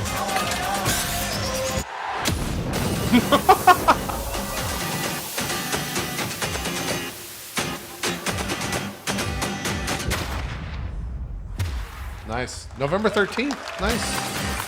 Pretty soon. Dude, if they don't want to sponsor it, we got to get a bunch of streamers together and like do those missions. Joining me to talk about all on Hitman Discord 2 together is or game something director from to see IO who can Interactive, do the fastest. Jacob Mickelson. Totally Join down. me up here, Count me in. Jacob. Come on on out, that. we gotta talk. Assassination. Hey, Sean. Welcome, Jacob. Thanks for joining me. I mean, right away, tell me, what is Agent 47 doing in Miami? Well, dude, Day 9 has been there standing this entire show. Pay a visit to Sharon Robert Knox, who His stack What a of brat. cards. runs that Empire. I was going to say, a stack of cards we is all know getting how that ends, smaller. right? Well, given that it's a Hitman game, I have some hints. And, you know, I always felt like in the Hitman games, the environment was so critical, trying to study and trying to understand it. What are some of the elements in Miami that will show up in Hitman 2? Yeah, well, absolutely. Miami is, I think it's one of the biggest events we've ever created in the game. And in Miami, we have, of course, the race as the centerpiece. Yeah. But being this super high detailed sandbox, we also go to great lengths to actually create all the surrounding bits and pieces, like you have here, backstage area. Of course, we also have that in Miami. So pits and paddocks, there's an emergency room, and so on. So all the facilities needed in order for you to kind of make your own way through the mission and take advantage of the locations and all the different disguises and items you stumble upon as you move in closer to your targets. And in terms of the mechanics, I know that there's going to be a lot of the familiar feels, but what are some of the brand new mechanics that are in Hitman? Yeah, some of the new stuff is, for instance, the crowds we just saw here in Miami. First of all, there's more than ever. Yeah, they're huge. We're close to 2,000 people now in the scenes. And Jeez. on top of that, we also introduced a new crowd mechanic where you can dip into the crowd if you get in trouble. So as long as they are not fleeing or running away, then they're there for you to hide in, so in case you get chased by guards. Another new thing is the picture-in-picture mechanic where you get information about what's going on other places in the level. So if you're setting up traps and stuff like that, you can kind of keep track of where the important characters are. And last but not least, we have the fan favorite, which is the sniper briefcase is back. But this time it's not only for sniper rifles, it's also for all the other things you want to carry around kind of without causing too much attention to yourself. And I want to ask about some of the weapons and the disguises that have been showing up throughout these trailers. Yeah, we go to great lengths. I think the theme of this showing is going to be the fish. It's really it's a studio favorite. We're having a lot of laughs at that, right? And then Kill someone and with then a of fish. course you just saw it in the kitchen as a frying pan. So we all know the kitchen is the most dangerous room in your house, right? Yeah, yeah, of course. Also counts in Hitman. And I want to ask about some of my favorite content from Hitman, things like elusive targets, limited time events. Will those be making a comeback? Absolutely. So there's still going to be escalations for you to kind of challenge the game in many different ways. There's going to be challenge packs, again, new challenge for you. And then, of course, the elusive targets that pop up for a short period of time only. And you have one shot at this or, go bust. As my final question, the expected question, when does Hitman 2 come out? Hitman 2 comes out November 13, and if you pre-order right now, you also get access to a new game mode called Sniper Assassin, where you get to play as Agent 47, and also, for the first time in the franchise, you can play along with a friend in the co-op mode. Wait, you Jacob, pre-order thank for you a so new much game for coming mode? out. I'm super looking forward to Hitman 2. You not get it if you don't I might be pre-order? the worst Wait, Hitman what? ever, but I try hard. Now, Jacob, I'm going to thank you. Thank you. And I'm going to I must have not heard that off right. to the right. No, So you're you gonna heard rush that off right. this way, because Sounded coming like in cut from the content left, if you don't for the pre-order. first time ever, vaguely nearby me, it's the co-host Frankie. Come here, Frankie.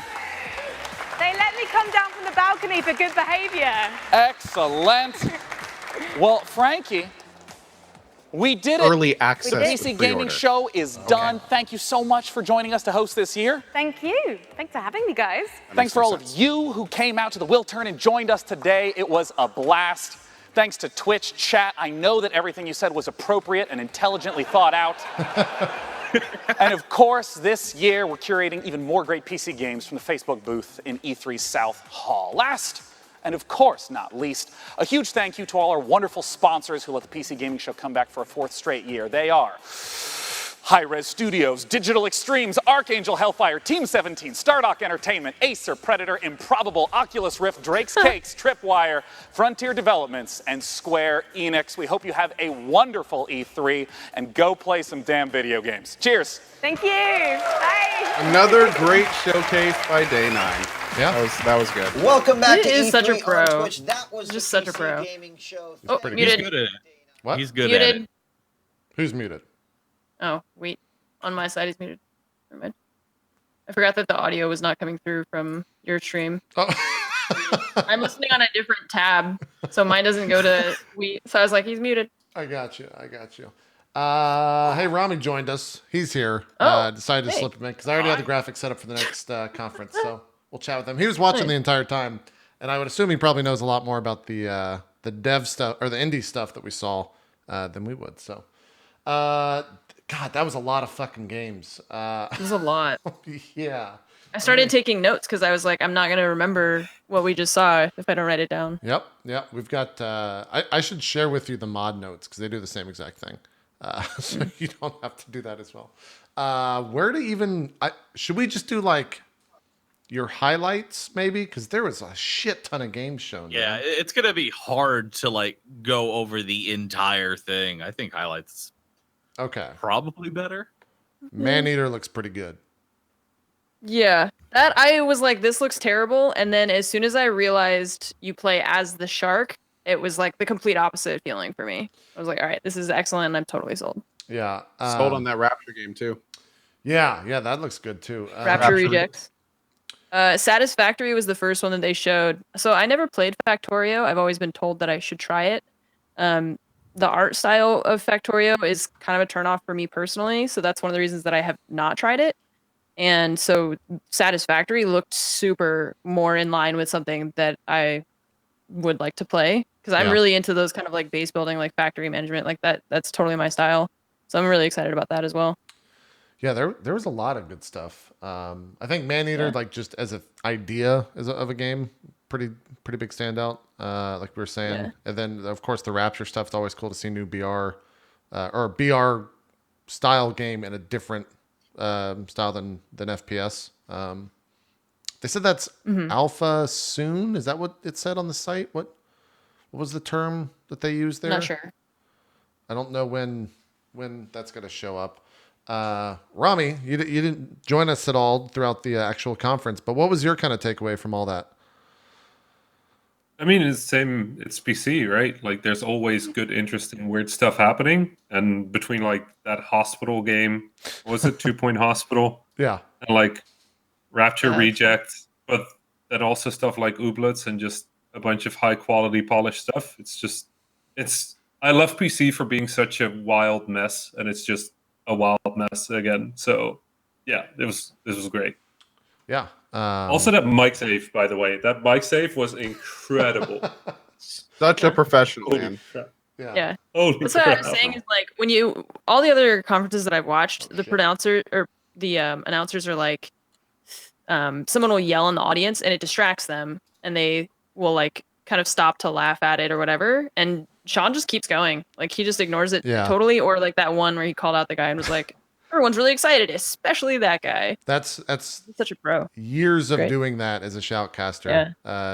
Because there are many stories with me and Sean casting where we'll just say the worst thing possible and start laughing for 5 or 10 minutes straight during a broadcast. So he's learned to be a pro at that for sure. And it shows. I think every year, like the first PC conference was 2 years ago. I think this is the third one. He's definitely gotten a lot better at it. And the Chess's is the fourth. It's fourth? Okay, yeah. Every year. He hosted it every year? I don't know. Okay. He might have only done it 3. But every year that the conference gets better and better, just from like a production standpoint, it gets better. This year, instead of just constantly throwing back to Sean, they had little like coming up segments. They had a second co-host, which was nice to be able to throw to her, Frankie, whenever, Sean did like back to back to back. It just broke it up a lot and made it a lot more easily digestible for sure across the board. And there's just a ton of shit that would never get shown anywhere during E3. And I'm glad that we have a show that kind of can facilitate that for a lot of games that we wouldn't. Who the fuck would take Maneater on the main stage of their E3 or the Cyanide and Happiness battle royale? That's not going to show up on a main stage. Yeah, those are like Devolver Digital games, but Devolver Digital is so far off the deep end now that it has to go somewhere. So Showcase is great. Yeah. Like who's on PC? Dude, that's awesome. I'm very curious to see what enhancements are going to do, if any. Like, are we going to see like just crystal clear 60 FPS with graphic upgrades or something? That could be so nice. Yeah. Oh man, that was great. I'm just glad that. By the way, not related to the showcase, but I just want to give a big shout out to Ninja, who is not only running a replay on Twitch as the top Fortnite streamer, but also at E3 hosting the YouTube show. Nice. Double dipping. You make that Skrilla, bro. Wow. Yeah, that's kind of interesting. I would assume. Well, he's not job. the top stream on Twitch because there's the main E3 stream, which The top stream of Fortnite. yeah, top stream of Fortnite. Yeah, that's pretty good. That's pretty good. Good for him. What about that Stormland open world VR game from Insomniac? I want it. Yeah. Yeah. I mean, if there's anything Oculus needs, if there's anything VR needs, it's like bigger games that are full game experiences instead of like a small 20-minute thing. Like things like Beat Saber work perfectly, but they're very contained. Yeah. I would like to see if we can make a good big VR thing. And I'm a little worried about the motion. Like the flying fast. thing seems very awkward and nauseating. Yeah. But hey, Insomniac is a great studio. And besides like Moss, we don't really have any VR games, so bring it. Like I'll check it out, and hopefully we'll just have more good stuff. Yeah. I don't have an Oculus. Co, I know you have one. Do you have any idea if you check that out when it fully, I guess, launches? I don't know if they're going to do early access or anything for that, but I'm not actually sure yet. I kind of broke down a lot of my VR area, so Yeah. I'm kind of on a VR hiatus right now until something kind of brings me back. I don't know if that's going to be enough for it. I do want to check out that other game though with Elijah Woods. So I mean, Transference. Yeah. Transference. Was yeah. that? Did they say if that was going to have a PC or is that only PS4? Oh. What did they say during the Ubisoft conference? Because that might be console I don't know. only. I don't know. If anyone in chat can clarify on that, I didn't even think about it. Oh, it has a Steam page. Okay, so there you go. Oh, cool. It'll, yeah, it'll. Oh, but as my chat's saying, that's a good point. I may not get to any VR if I start Warframe. Right. You should start Warframe. There was that Warframe stuff in there. Start Warframe. It's such a good game, yeah. I played it a lot the first like week that I discovered it, and then I like got really distracted with other games, and I'm constantly thinking to myself like, oh yeah, I should go back and play Warframe. But if I do that, I will never play anything else ever again. It's so good, and the whole time I'm playing you'll start playing it, and as you keep discovering new things, you'll just keep going. This game is free. This game is free to play. Sounds All the like- stuff that I'm doing right now is free. Sounds like you It's found awesome. your path of exile. Yeah. Yeah, I was gonna say I went through that recently too, like Yeah. last year. Oh Lord. For me, I've played Warframe for maybe 15, 20 minutes, but I'm always super impressed. And we spent a long time talking about it on Drop Frames, but the idea of them using the watch streamer or idle in a streamer's channel and you get stuff in game, that's like brilliant. Whoever marketing guy figured that out and said like, hey, it was get your game up on Twitch by, I say inflate in the most positive way possible your numbers on Twitch by just having people idle your channel. Like that's brilliant, man. Like I was there during the Plains of Eidolon update, and it definitely is just straight up inflating, but it was good for pretty much like it was good for every broadcaster in Warframe because it brought everyone's numbers up. Even as long as they were a Warframe partner, everyone's viewers went up. There were occasional 30 viewer partners that shot up to thousands. Yeah. It was crazy. Yeah, it was pretty crazy to see all that stuff. And then so there's the Umbra release, and that's this week. Can Anne or Brood, can you guys speak intelligently about that? Do you know what they're talking about? 'Cause I have no idea. Umbra is one of the frames, right? I haven't been paying too much attention because the thing that they talked about today was the Sacrifice, which is a new story section. It sounds like. Oh, okay. It's more like missions. I think Umbra is specifically a new frame because in the game you have different frames that you put on your character, and then those different frames have different abilities and all that stuff. So they released a new one with new skill sets and stuff. I see. Okay. It's pretty excellent because you go from here's one frame where you shoot electricity, and here's one frame where you can summon pits of water underneath your enemies that just suck them away. It's great. Gotcha. Yeah, I need to check it out. I need to check it out for sure. It's a giant time sink, and I know I would get trapped. Yeah. Yeah, you would. I'm a little fearful of that. What else was there? Some Killing Floor 2 stuff. I mean, I'm interested in that Killing Floor. It's not going to be a big update. It's going to be similar to their Christmas update that they ended up having. Added basically one weapon for each class, a new map, and some reskinned Zeds. So it'll be a couple hours of messing around if you've already played Killing Floor. It's not going to be anything huge from what they said. Gotcha. My biggest takeaway from the PC are the two cities, the Forgotten City that they showed off, which is that. What was it? A full game based on a mod, like a Skyrim mod or something. I had no idea Skyrim what mod. that was. Yeah, and the other one was the sinking city, Cthulhu game type. The Sinking City. Yeah, The Lovecraftian like detective game. I love that setting, the Lovecraftian setting, and throwing in the detective in there as well. You know, it did give me a couple vibes of The Evil Within, kind of. With like a detective in a supernatural environment. It was really nice, and I'm looking forward to those two. I just want to walk around that world, man. Yeah, it looked pretty creepy and I don't know. It looked odd, which I think is exactly what they're going for there. Rami, what can you tell us about taxi games in the indie scene? Are they just the new hotness? Where? I have no It's like Uber games, yeah. I really want the first taxi game, battle royale game. And just after that moment, it's all I've been thinking. It's just like ruthless capitalism until only one cab driver survives. Just crazy taxi BR. That's what you're. That's it. I want a Crazy Taxi reboot. Okay. I think it's awesome. I was super into Sable. Yeah. That game looked great. Yeah. What an art style. Yeah, for sure. And they said it's not about like combat or anything. It's just open world exploration. Like I'm all about that, and it looks so cool. Oh yeah.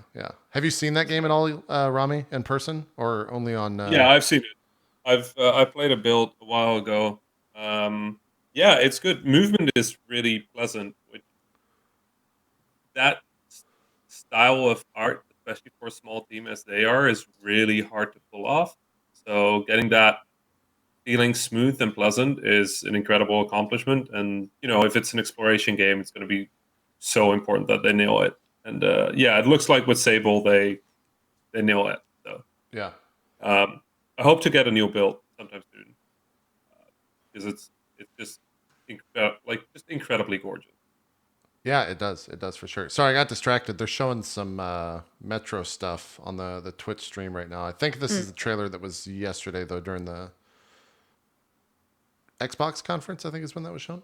I'll keep an eye on it to see if they show any new stuff. What else? They showed like 20 seconds of that game Morningstar, which we thought was going to be like a Stardew Valley, but then it was like Minecraft, and then there was like computers and stuff. Yeah. So their website says computers are your soil, software is your seeds. Yeah, man. Yeah, like I don't understand what it is, but I'm very curious about it. I'm intrigued. I actually went to the website and tried to get more information on that game. Like there's a point there. Okay, there's a fine line between having a trailer that teases you to want more information and a trailer that just doesn't tell you shit. Like there's like a line there, and I feel like that was on the doesn't tell you shit side, where it's just like, what? Okay, I got the beginning. Like, it looks like we're doing some planting. Like, cool, you were right. JP, 3D Stardew Valley, something going on. But then it snapped to that other thing, and it's like, wait, was that a joke? Is this the game? Yeah. Wait, he's growing on the computer. Is he supposed to be playing what we just saw? What is like the game? Yeah. And then so it says explore, rebuild, or exploit a community on the outset of a cyberpunk dystopia. It's your choice to help build a better future. So that's it's like you have my attention, but please tell me what it is, because I don't understand like what am I playing? Yeah, it sounds so cool. I'm interested to see what that actually turns out to be. Who knows? Yeah, that looks cool. The biggest negative hype by a large, I got up and walked away, so I don't know what's actually shown. Star Citizen, I think people are just tired of it. Well, that's what I was saying, that like if they had shown this trailer, if this was the first time you were seeing it, the hype would just be like 9,000, right? Like everyone would be so stoked because the trailer looks so cool. But because it's been 6 years, or something. Like everyone's really over it Yeah. and just like pissed at it now. So I think everyone's just saying, listen, just walk on stage, say you took our money, stop making it, just go. We want to Just forget it. There's- We there's- want this to just go go. away. There's We're there's a little bit of a relationship between players and developers, and I really feel like the devs of Star Citizen have kind of like let that entire relationship kind of alter a bit, because it's gotten to the point now where no matter how cool anything they show is, people are just going to go, oh, it's by those guys. Yeah. That's Like we're unfortunate. probably never going to see it. If we do, it's going to be buggy, slow, and unoptimized. Where if we do Yeah. see it, it's going to be 6+ years. So no point in getting hyped for it. Like the relationship is completely destroyed between yeah. the Star, unless you're a core, in which case you are attached and on board with everything they say. And there is a core of Star Citizen. There's a large core that is like still hanging on every trailer and every word that they say and stuff. And they are fully convinced this game's going to be amazing in 2029. But it's everyone else, the flybys. That's real optimistic there, Co. It is. Star Citizen 2077. I think Maybe. Star Citizen is supposed to come out when it's a current game about contemporary situations. Is that basically they're adjusting for interest what the ships will actually cost, 100 years from now when the game actually comes out and actually flyable. Yeah, that's true. Yeah, they're like, But you're it's- not actually paying for the game, the ship in the game. You're paying for the real ship once Elon Musk builds it. It still boggles my mind that there is actually a $27,000 pack. It's fucking Ships. nutty, man. For a game that is never leaving alpha. So you can't see that unless you have already pledged $1,000 to Star Citizen. I wonder can you tell if people have bought that pack? I don't know enough about how their page works to see if that's actually like how many of those can you sell realistically? What's the target number of the $27,000? Why do you need to spend $1,000 to even see that? That's my question. Because fuck it. At that point, Peru, why not?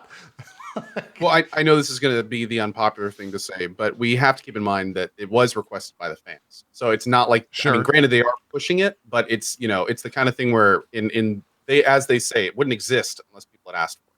So, which is kind of funny because people asked for it, they did it, and now it's become a giant shitstorm for them. So, Yeah. Well, it's a shitstorm because it's game development.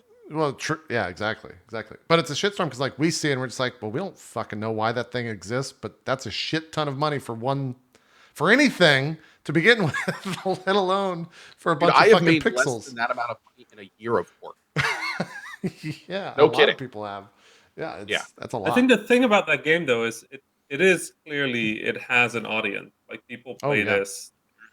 There's clearly enough interest to justify spending money on being at this PC Gamer show, at investing in new stuff, asking people for money, even though a lot of people seem kind of burned out on the project. Like I used to be in Space Sims before I did Vlambeer, so I'm glad to see Space Sims.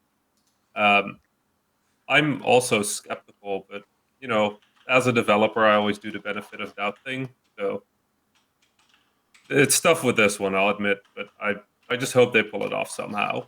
That they make right on their promises. Yeah. I mean, people in chat are telling me exactly what we've said for a long time. We're not educated enough to talk about that thing without just making fun of it. So we really want to get someone on from kind of the Star Citizen world to not necessarily defend that, but to just explain. Like, I want to talk to someone that plays Star Citizen and is excited for that on a daily basis to see like what's been improved over the past year. Because for us, it's just like, fuck, it's just a weird thing. So we'll eventually find that person. We'll eventually do a show for that. We just don't have any plans for it right now. What else was there? There's that Don't Starve expansion, Hamlet.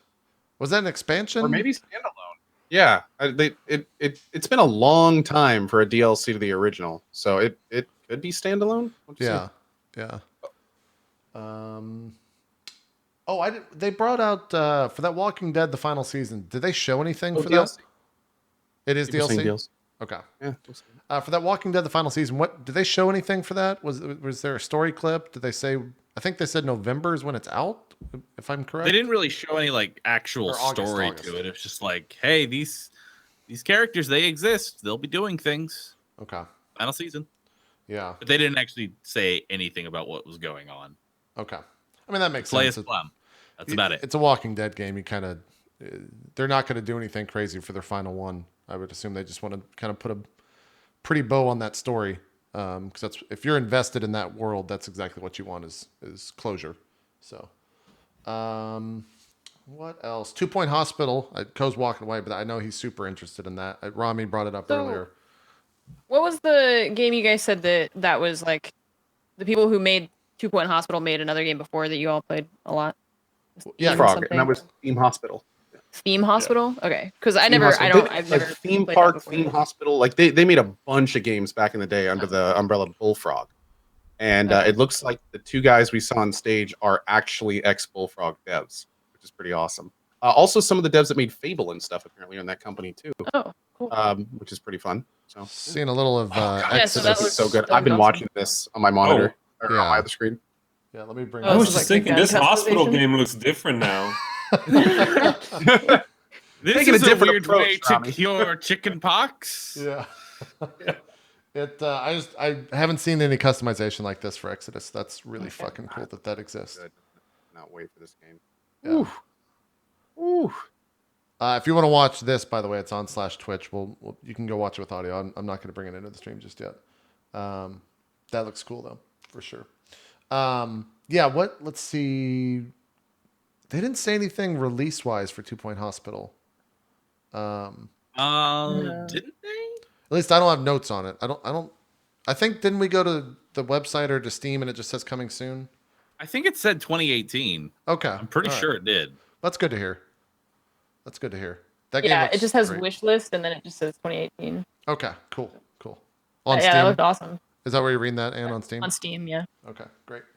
Yeah, the humor was just great. The two devs that also introduced that were perfect for that. They completely matched that game. Realm Royale, which you've already seen, weird. Well, not necessarily weird, but I think the devs of that, whose name I'm blanking on, High Res, I think is who it is. They've always kind of done stuff with Xbox, so it makes sense for them to kind of do stuff with Mixer there. I do want to check that out though. It looks like a different enough take, even though it's still an FPS on the BR world, with its different class stuff that it might be fun. Yeah. What about Ooblets? That's Oh like yeah. the, I don't know. What is that game? Like, what is Animal it? Crossing. I couldn't tell what was actually happening. They said it was like they introduced it as Animal Crossing, Pokemon, Harvest Moon in one. That's pretty I'm much sold. it. Yeah, that sounds great. Okay. It's been That's in a whole development lot for a of very games. long time. Oh. Yeah, it's been in development for quite a while by a small team. They got picked up by Double Fine like a year and a half ago. Rebecca's gifts, like the animated gifts she makes of the games, go viral all the time because it's just so adorable and so full of like charm and movement and soul that people have been kind of watching this grow at least in the industry, right? In the part that I see the game sphere. Yeah. It has so much charm. It's incredible.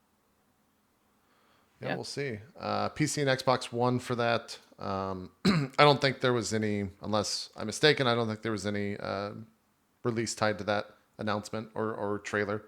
Anno 1800 after that. I've never played the Anno games. It seems Haven't either. like it seems exactly what it looks like though, which is fine. I know they're super popular. People were asking for it during the Ubisoft conference. The thing that was really cool about that was that community created content, the anno-unity.com, where you can go and vote on the different like units that get into the game. Really cool to see that type of stuff. I'm sure the fan base of that really enjoys it. And almost enough to get me to check it out. I might look into that. Then we saw Rapture Rejects. Kind of all said our piece on that. Looks fun. Love to see that type of humor in games in general. We'll see if the gameplay is actually good. And then Hitman 2, which great. I love Hitman. I want to play more Hitman. We do need to do that thing with streamers and content creators where we all play at the same time, because that would make it a billion times more fun to sit there and like make little mini challenges as we're going through it. Said Miami this one around. He said something that there was up to 2,000 people in that like scene when Sean was talking to him. That's a fuck ton of NPCs to hear about that. And then November 13th is the release date. So a lot of shit was announced in that fucking conference. There's a lot of stuff. There was also Noida, which we didn't discuss. Yeah, what? I don't think I was watching. I think I was setting up overlays for that. What is Noida? I'm trying to find a trailer real quick for my own interest. So it's a roguelite, which is still a word I absolutely hate, in which every pixel is simulated. So every pixel has properties, move. It's like super high level simulation. Everything interacts with everything, so you can use that in super interesting ways to just sort of mess around with the world, mess around with your enemies. But even your enemies, like even the obstacles, are all pixel simulated. So you can blast things apart, bring them together, mix them. It's a small Finnish team, if I'm not mistaken. Okay. Whoa. And they've been working on this for a while. It's kind of spectacular. I'm just watching this trailer. Sorry for the silence. No, that's it. Have you played this at all? Have you seen any builds of this? So I've played a very early physics test for this, where Petri, who was working on this, was just showing me the amount of stuff you can do with pixels, and said this is just the start. And even back then, it was already super fun to just mess around with stuff, make stuff blow up, smash into other things. Like, nice pixels. I like them. Yeah, that looks good. I'm glad we went back and looked at that. Let me see. Yeah, then I think that was it. So we've got Sony in about 45. I know you guys probably want to go grab some food or something before that, so we'll do a quick wrap up with thoughts, and then take a quick break and be back for Sony in 45 minutes. Cole, we'll start with you. Overall, how you feel about the PC gaming show? One day 9 mic save out of 3 so BR games. It was pretty good. I mean, I always like the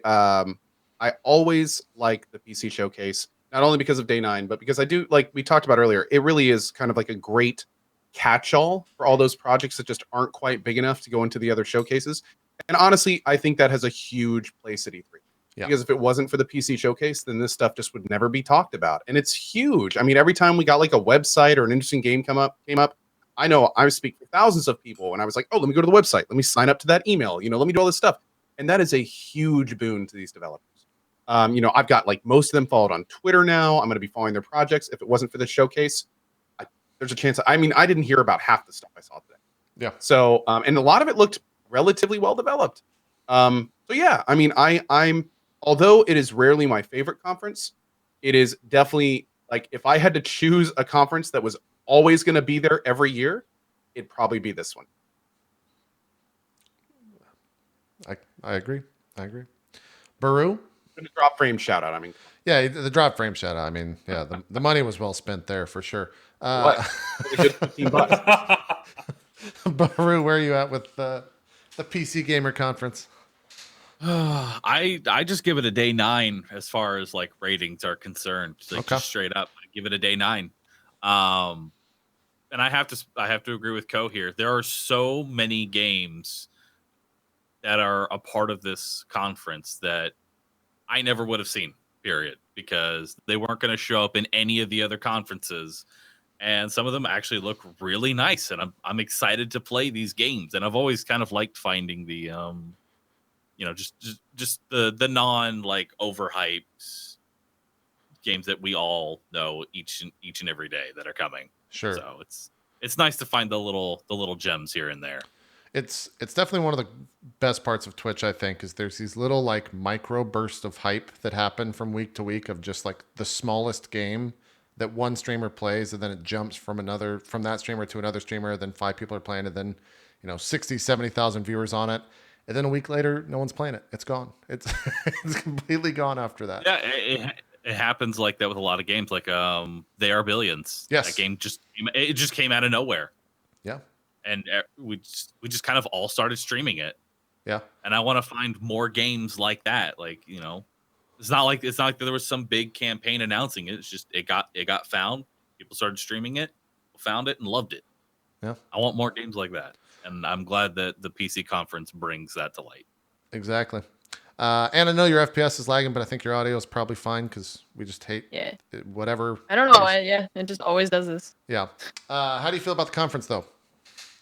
I think I'll give it like 4 RuVVs probably. It's my first time really paying attention to it. I think I always watch the big conferences like, you know, Sony and whatever, but I don't really pay attention too much to the PC gaming shows. This is my first time watching it, and I had a really good time with it. There's a lot of little games that looked really interesting and awesome that I'm definitely going to make sure that I keep track of.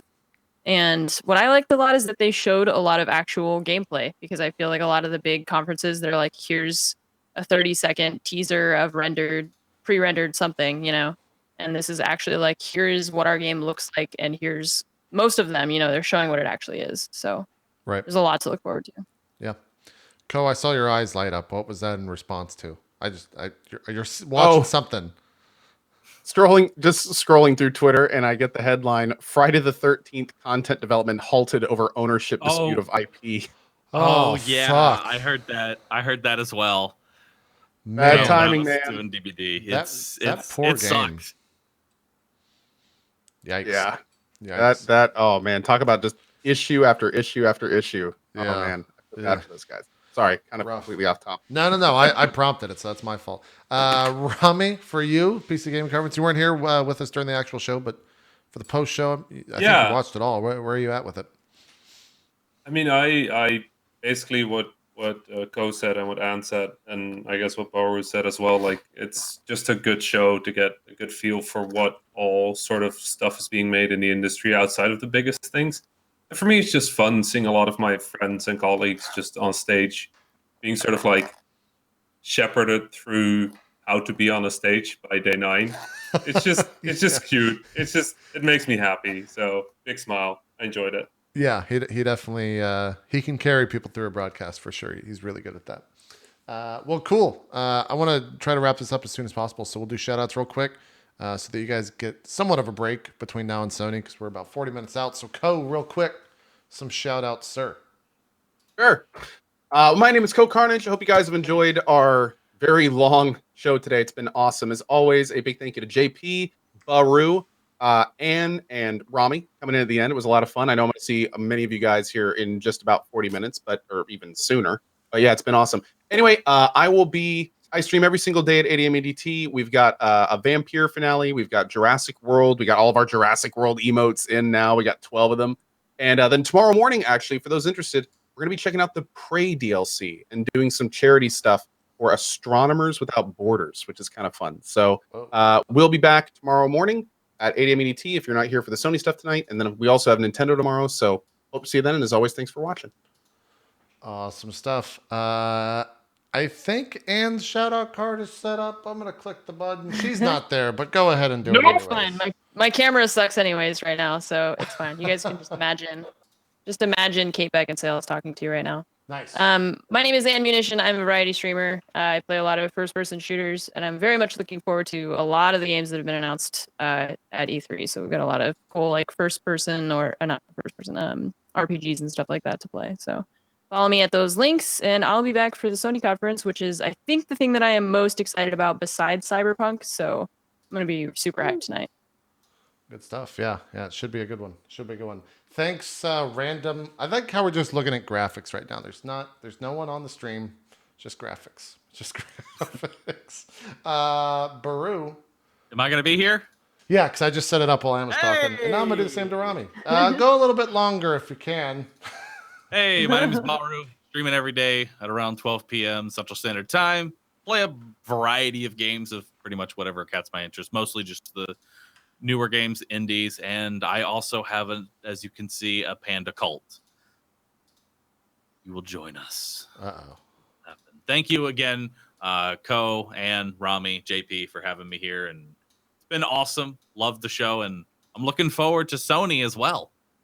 It's going to be a good time. It's going to be a good time. It will. I'm super psyched for it. Hopefully, get a little bit of time to preview it. Rami, some quick shout outs. Wow, there's so many of me on that screen. There were at least 2 of me. Oh, nice. I think you replaced Baru. Yeah. How's it going? I'm Rami. I'm a game developer over at Vlambeer. We make games about explosions. But it's been really fun just being on this stream. I look forward to being here one last time this E3 for Sony. Super excited to see what's going to happen there. So 30-minute break, then we'll be right back, I guess. Yeah, pretty much. We got multiple Ramis here. Through the magic of NDI cameras just fucking freaking out. So we're just going to end the show there. I'm sorry, Baru. You can turn off your lights at least and start resting your eyes a bit. Because these lights, man, these lights. I don't miss it. Yeah. Not even a little bit. All right, we're going to get out of here. Take a quick break. The stream won't go down, but we'll be right back with Sony in 25, 30 minutes, something like that. So we'll see you guys for that. Should be a good show. We'll see you then.